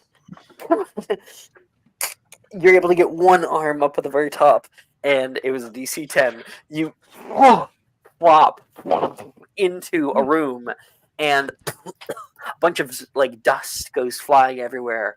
And when you look around, you see what looks to be a young girl's room. It's very small. There's vanity on your right. There's a plush carpet, fur carpet. You can see there is pictures of ballerinas up along the wall and everything. Very old, abandoned. Okay. I'm going to go to the window and do this motion so they can all start doing Wingardium Leviosa. And I you guess... can, with you up there, you can grab on and pull them up. Yeah. What is this place? Guys, I really don't think we should be doing this. Janice says one last protest. Don't worry, Technically, we're you're all already here. trespassing, so how bad could it get? Muggles have a saying: "In for a penny, in for everything." I think is that the way. So we just go. It's what it means. Yeah. For a penny and for a pound. And I we're know. friends. We're gonna take For care of each everything. other. And everybody is able to get into this little room. It's now very, very crowded, this old room. The door is closed right now, and Janice is the last stop. Thank you, Anne. No problem.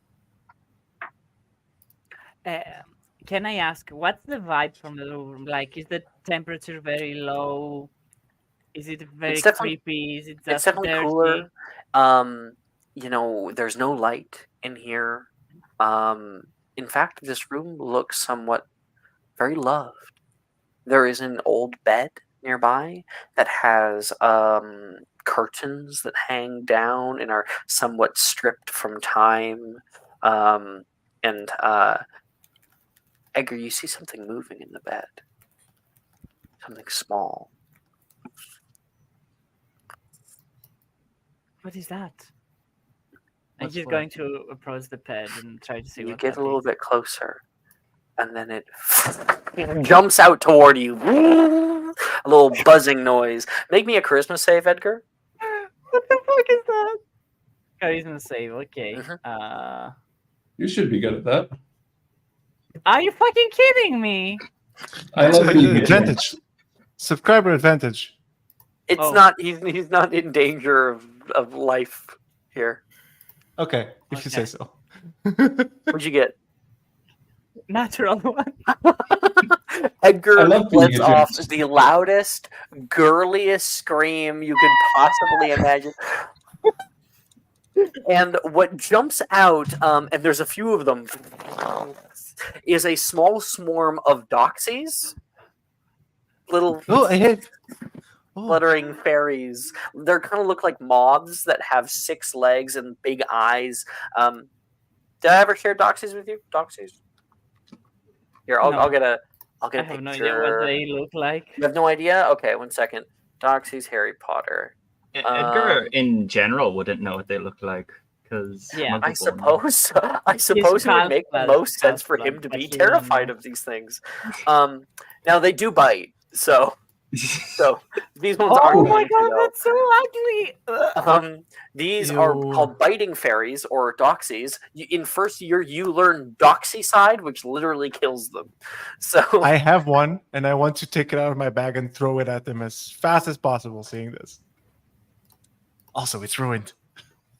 what do you mean you're gonna take? What do you Fight Club? He has Duckside in his bag. It comes out to It's defend ruined. you, and they are having a fight for a minute. My For everyone God. else, it's just a fucking doxy. Of course they're here. They roost in old homes like this. Edgar's Just screaming. Anyone have Doxycyte? Does anyone? No. Okay, actually made since some. he's terrified, I would say he just runs outside of the room, actually. Alice. Okay. Mark that. 1 second. Pin. Alice. I think I have one from like forever ago. Should still be good. Good. No, what? No. Alice. Doxycyde. What's up? I'm not the doxy side. They're Okay. like fluttering out, they're Okay. not a problem. So what's up?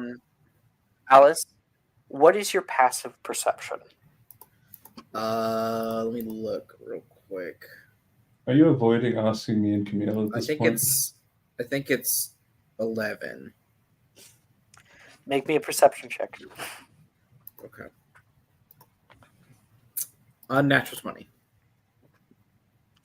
You notice, like Nolan is like picking up certain things and looking at them. Everyone's kind of searching this room, and you notice Janice finds something on the little kid's like desk, and stuff it into her pocket. I'm not gonna make a scene of it, but I'm gonna make my way over towards Janice and like turn my body so it's away from her, but I'm talking Edgar's like, he's running down the way. to yeah. Trying to, like, maybe there is a doxy that's like bothering him, so he's trying to flap it off. Janice, Edgar. Whatever. Janice, What did you say, grab? Alice? What'd you grab? None of your business. Just curious. Normally you don't grab random things. Normally you have a reason for stuff. What? I'm not immune to wanting a souvenir. I mean, you were really against it to begin with, so it's a little Yeah, odd. well, yeah. in for a penny, in for everything. Okay, you don't have to talk about it. Just wanted to ask. There's nothing to talk about. Okay, nothing to talk about. Let's explore the house. It's fine. Edgar! It's coming down. Leave me alone! Get this fucking thing off me! And we're going to cut to Edgar's perspective as he runs down. You like turn a corner down a short hall, and you can see there's like a couch on the farthest side, and you go kind of jumping onto that and flapping off, and you're able to smack. You feel it connect. Oh, and you get it, and it is squashed against the side wall. Just Finally. oh, ew. And then you hear something, Edgar.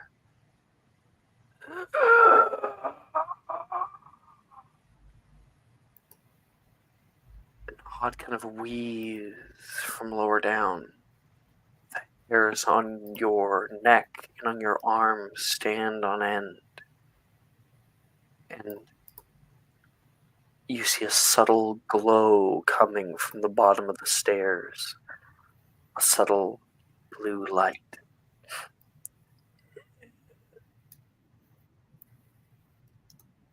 Is there noise or just the glow? I heard something, but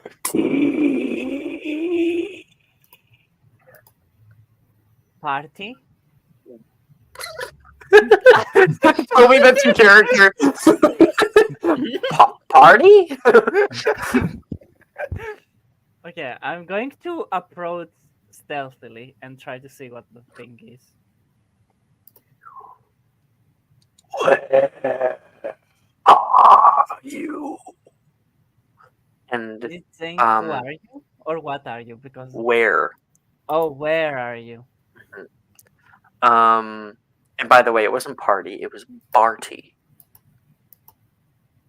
Oh, yeah, I Barty. know, but I'm just, Oh, okay, cool. yeah. And you creep down there, make me a stealth check. That is so creepy. I love this. Stealth check. Natural 20. Nice. Yeah. You quietly inch down the stairs, and you see that light glow a little bit brighter, and you see just around the bend in another hallway, because you're now on the second floor, there is an old ghost. You can see it quite clearly.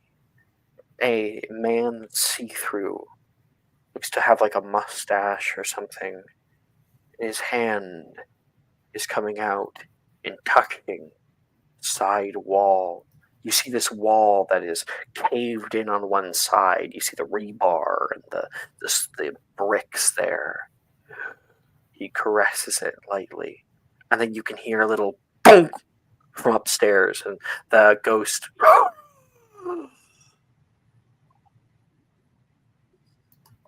begins to drift over in that direction, over toward where your friends are. What's the aura? Like, do I get danger vibes? Make an insight check. Oh my fucking god. Hey Edgar, where'd you go? I'm so happy I might 17. actually get to use my background. Hey, Hen.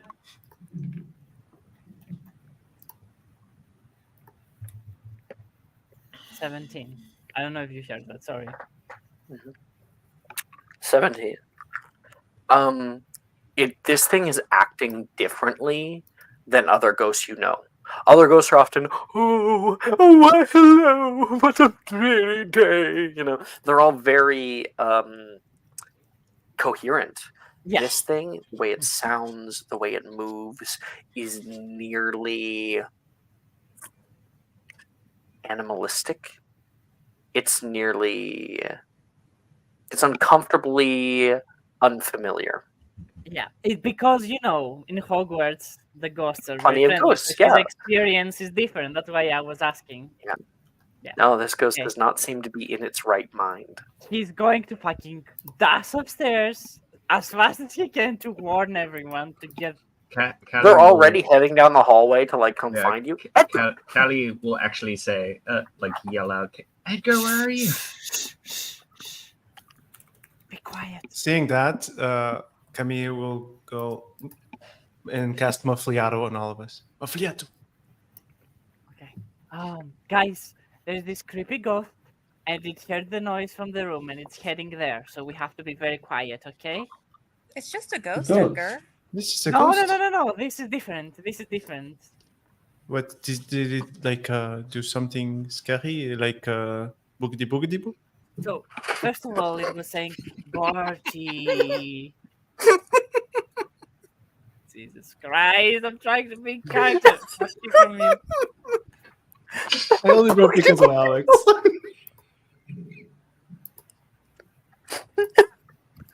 Sorry. Okay. It was It's just a saying ghost. He was It was saying saying party? Barty. I don't know. And then he was like, "Where are you?" And he was caressing some stones. These ones over Maybe- there. And then he heard the noise from the room, and he started heading there. But it doesn't seem friendly. But maybe it's looking for the party. Sorry. Hmm. I It was don't just think this- he said party. Let me get a look at it. What did it say? It's gone already. It's going to the room, so we just have to be careful and stealthy. That's all. We can do this. She said Edgar said it said Barty or party or something like that, and was Shit, touching I the don't know. stones. No one's like, it was creepy. I want to insight check Janice. Yeah. Same. Same. Edgar doesn't know about that, so he doesn't. Everybody can. 22. Insight. Yeah, I'm running them. 6. 10. I like how confidently you said that. I think for Alice, 12. not going to check because I don't think it matters to her why she's afraid. She just seems afraid. That's Okay. I'll send something in Nan's hidden. Oh my gosh, that's so exciting. I love this. I love this. I love this so much. By the way, Camille is not looking for a reason. It's more like noticing That's the a bit- escalation of fear. Yeah, that's More than also the why.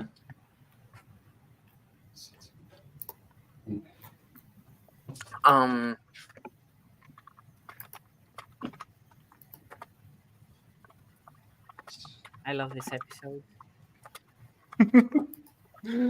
Can't get I this. This love episode is to the be best of my founded series. and exploring. I love anything that has to do with exploring. Okay, guys, we've got to go, and Anne's gonna grab Janice and probably Nolan and head back towards. What do Well, you actually, mean? Edgar Yeah, grabs you because that's where the ghost is going. Yeah. What are you doing? You begin to We see gotta a blue leave. light emanating from the right side of the hallway where you guys were, from the open door to the girl's room, and it is pushing through the floor. Let's jump. Let's jump. There's no jump. No, It's boarded up. Yeah. guys, just- we just have to sneak at the front door and get out of here. That's all we gotta do. That's asking for much. No one can see. Okay. Also, for I Janice is want terrified. some more of this precise place. transfiguration, I guess. We just got here. I want some more of this. You can hear up on the second floor nearby you. Everybody shuts up.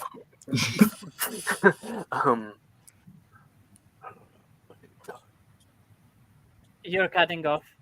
Oh, he's cutting. I'm cutting off too much. How many times? No stories. Let's go. Kelly Let's go. starts heading downstairs. Stealth checks, everybody. I want to stealth check, but I specifically want to stay. Great. I'm I going to want- see. I want the same as well. I want to explore more of the place. Edgar is not leaving. He's going to see everything.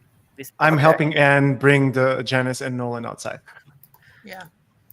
Yeah, Kelly is helping people leave rather than actually leaving.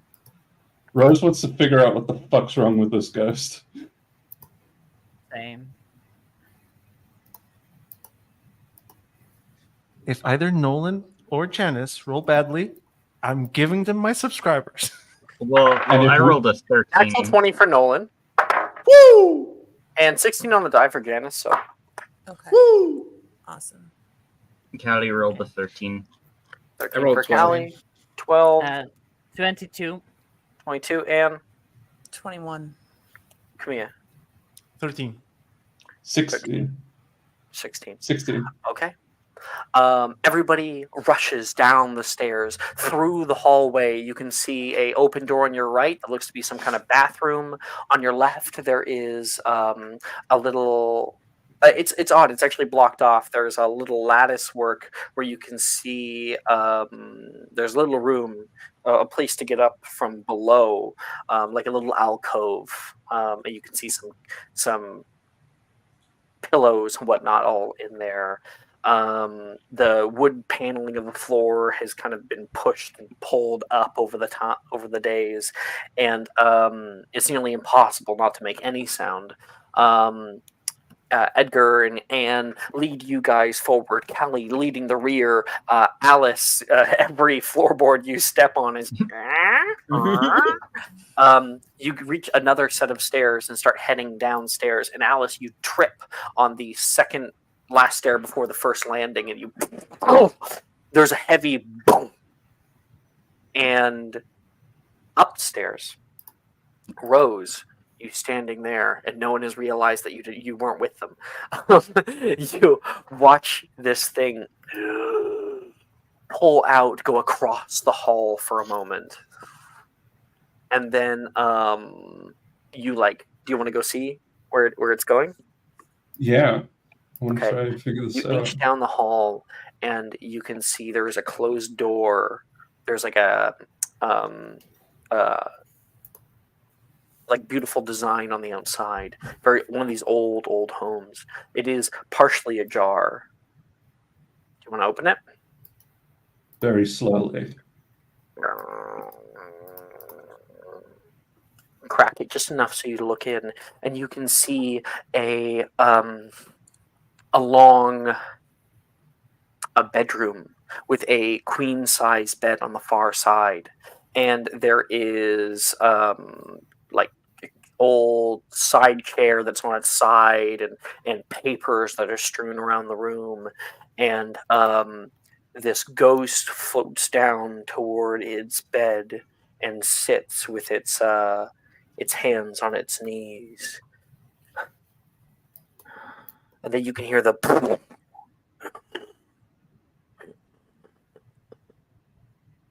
it is not amused.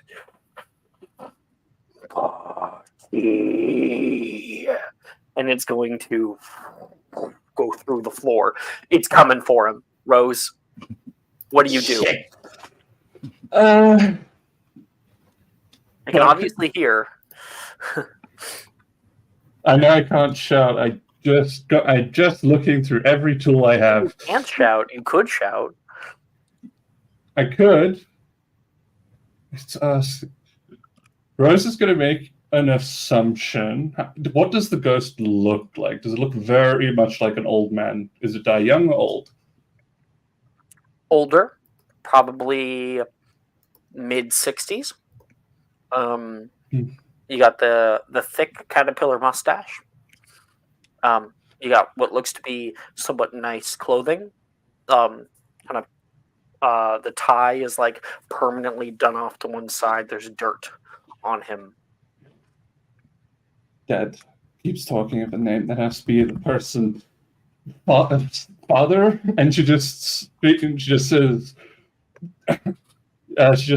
Dad, I'm terrified, and she just starts yelling.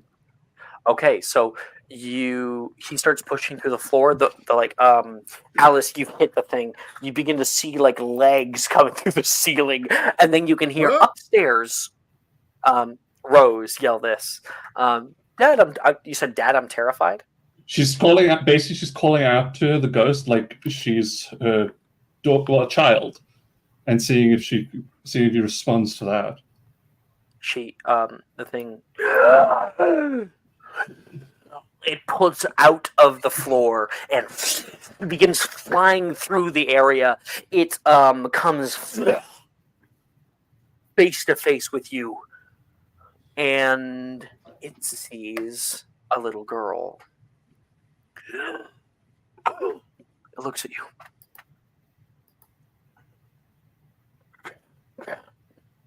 It puts its hands out and kind of like presses its hands over your head, and there is this searing, cold sensation. The nightmare. The thing's talking to you.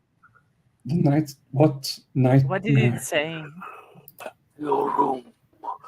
Bad night tonight. Bad night. And it's going to I can't understand you. It says, back to your room. Bad night tonight. Bad night. And it's going to take you and pick you up. Normally ghosts can't do this. And it flings you forward and throws you into the girl's room, and the door shuts closed. Running upstairs. Yeah, I heard it, so I would have been... Same. Once I heard the yell, I would have been gone. Same. At that point, yeah. Bad night. Okay. Bad night. What's it mean? Edgar, you were first to the bottom.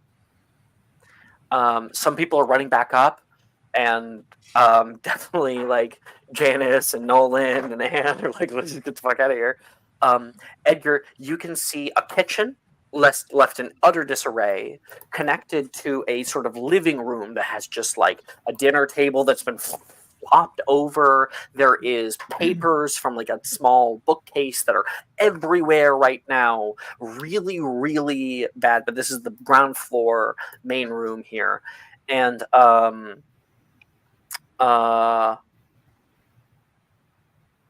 make a perception check. Okay. Please. Natural 20.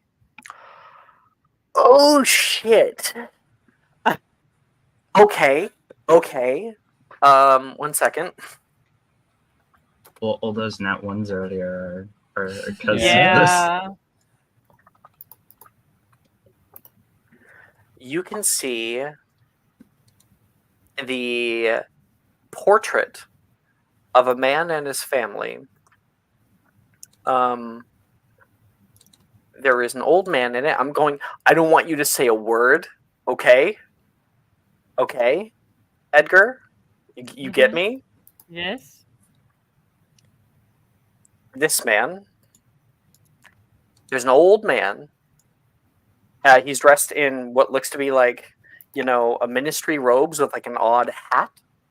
And then you also see this man. Oh, it's still sending. There, it should send right now. So that's the old man. Standing next to him and has a hand over him is another man. Don't say who he is. Okay?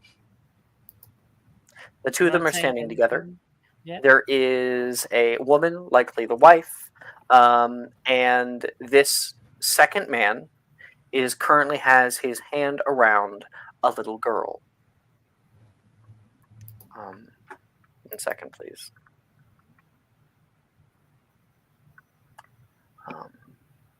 Sorry, I'm looking through my notes here.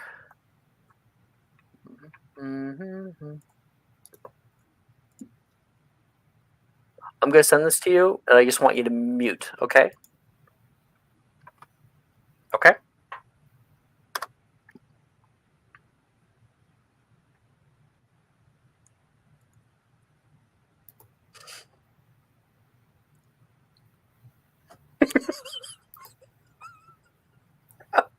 Furiously typing. And so, Edgar, you see that. We cut to who's running upstairs? Alice. Callie, Alice, and Alice, The Camilla. Griffin was Callie, in- Camilla. Camille. Okay, you guys run up as quick as you can, straight up the stairs, and on the top floor there is banging as Rose is trying to get out, and this ghost has its hands over the door. You can see magic pushing over it.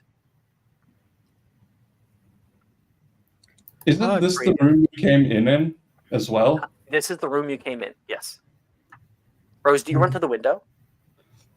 Yeah, I look. Is the window locked? Is it? You run over toward the window, and just as you're like trying to open it, you see something fly up from below the window, the wood board, and reattach itself to the side of the house. All right. Now we're getting interesting. And Rose is going to run back over to the door and just say, Why? Why must I be in here? What's so bad? Three of you?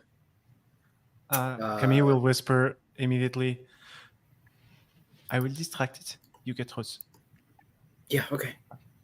I'm the biggest one. I could run faster, theoretically. So he will try to get himself in a position where he can run away, maybe back downstairs, and like shove the two of them to a side room. And as they are there, hey, ugly! Viens ici, connard! Regarde! Ouais! I love that. Thank you. And this, the ghost, like the head turns with, and then the body after it. Oh, times How many times? He yells out how many times and flies Oh! towards you, straight at you. You rush out of the way, and as you jump down toward the stairs, something catches you, and you are yanked by your ankles down toward the ground. Kamiya hits the floor and is dragged around the bend and into the second floor. And Kamiya, that place in the wall that he was at earlier, you see the stone open up, and he throws you into the room and says,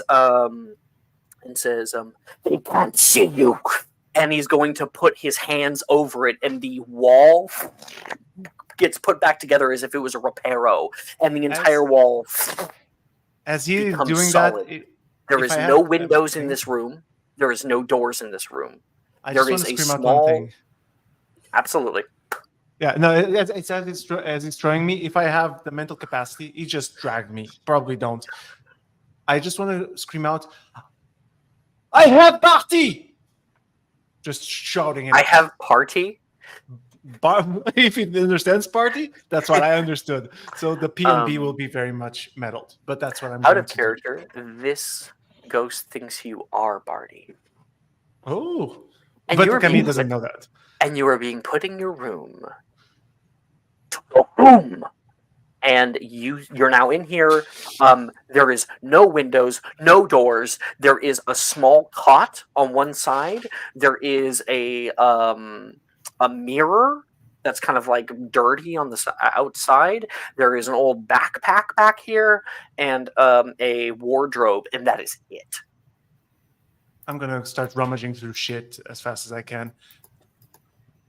Okay. I just want to say, Make if me an these two, investigation check. sorry,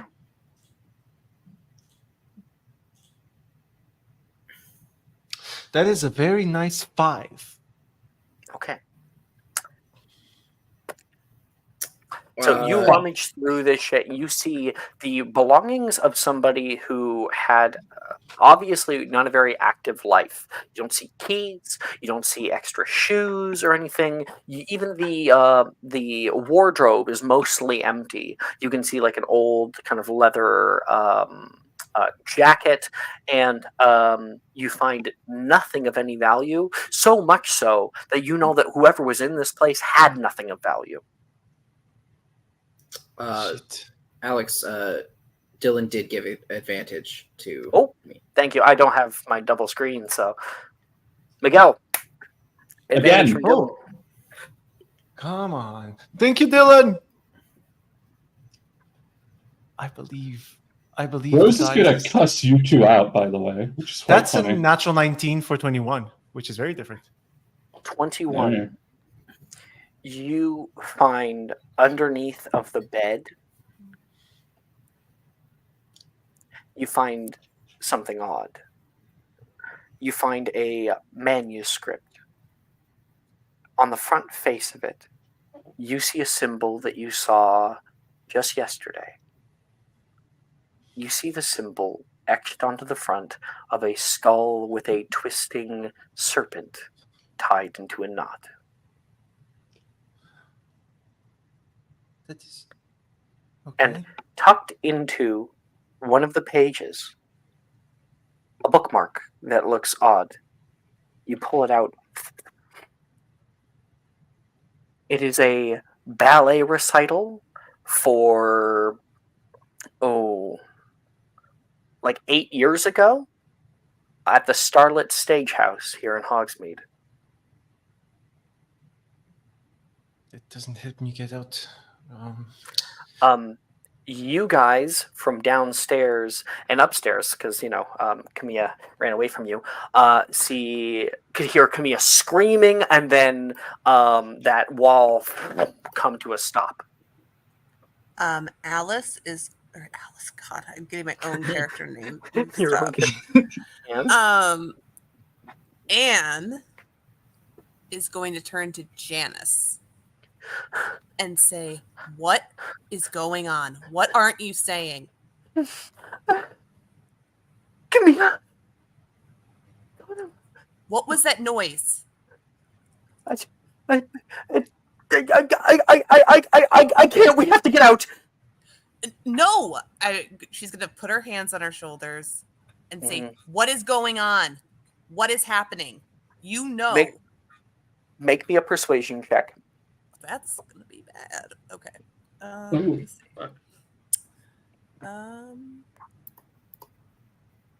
Subscriber. Oh. Again. 2. Reroll. Again. Okay. 5. It's not a natural one. What?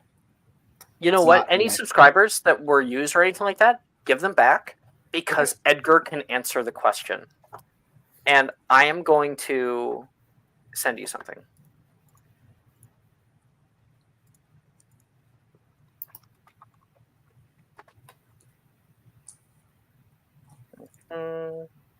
I'm just waiting to cuss you two out.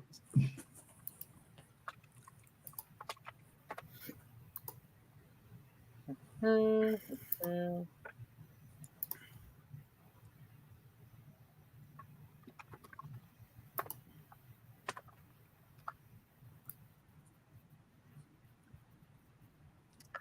then we're immediately going to cut the scene as Edgar from below just like takes the curtain and pushes it to the side, and you see what you see. Immediately upstairs, of course, we have Callie and Alice who just had their friend drug away, and Rose is still stuck in her room. You get Rose, I get Camilla. Okay, go. Also, If grabs the sword from Alice. I'm gonna need this. It's Sadie's. I need it back. I'll make sure it's in mostly one piece. Alice, you get to Rose's door. Make me an athletics check to try to open it. Rose also shouts at you while you're doing this. You fucking idiot! 21. I can. Yep. As you're doing this, she shouts, "You fucking moron! I can apparate! Why did you come back?" Rose, you can apparate. With my wish, I can. Yeah, if you want to use your wish. Yeah. But I want to have fun. But Alice, your Rose is saved for maybe later in the year when it could be of even better use. And Alice is able to, with a 21, break down the door. Rose, the splinters fly past your face. Come on, Rose. You're a fucking moron. And you got trapped in a room, so go. I could have left. I just realized we didn't mention Billy, so it's kind of funny to think like Billy's like, oh, the competition. Where's everybody? Where's everybody? I think that's for the best. Probably. Callie, you run downstairs and you can see this ghost has its hands over the walls. Stay there. Okay. I am. What do you do? I'm going to pick up like some bit of rubble nearby and throw it like down the hole to the left to like get him to try go the other direction. Okay, you pick it up and throw it, and it goes through his head. I'm not aiming at him. No, I understand. Yeah. I understand. Okay. It goes through his head. You missed the shot a bit. You would have had to be out in the open anyway to throw this. And it goes through him. The head like disapparates for a moment and then it reforms. And it reforms looking directly at you. Intruder. And it rushes over toward you. And Callie, you feel a icy cold hand grip you by the throat and rise you up over the ground. Edgar, Anne, and Janice rush upstairs. And Janice yells, Grandpa! Grandpa, stop!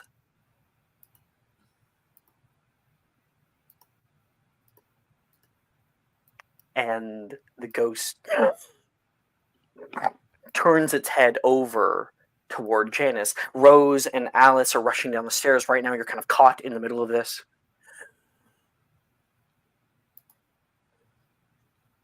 Yeah. He releases Callie, who falls to the ground. The bricks and mortar by Camilla begin to pull back, and you're able to see through. Honey, I'll be right out, okay? I'm almost done. Thank you very much. That's a unicorn. You've taken up That's a enough of your unicorn? But time. it got wings. Okay. Oh, I understand. I see it now. Thank you. Bye-bye. Close the door. Close the door. I see some stickers. Hadley, please leave. Just like stickers. I have these stickers. Yes, just close the door. Goodness. Oh.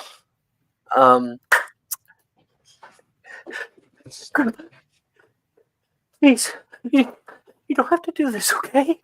Okay, you can just put them down. Where have you been? You don't look like my little Janice. I'm sorry. We had to go. I'm so sorry. Comes over and she puts her hands out, and it comes over, takes her by the face, and takes her, hugging her, and it disappears through her.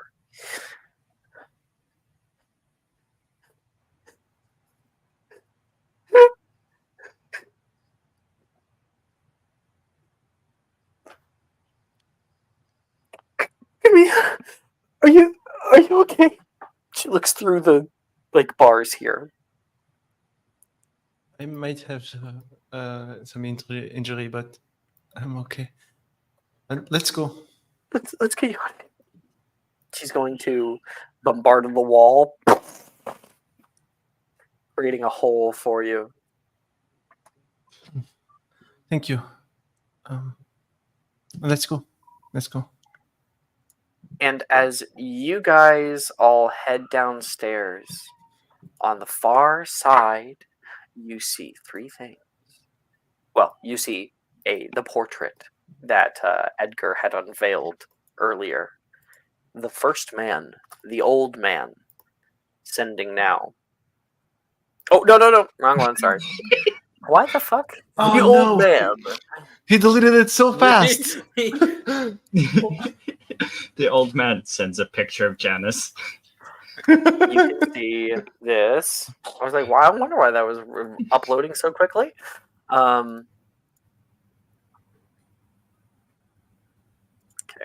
And I'm just waiting for that one to load. It takes a while. It's like 20 megabytes.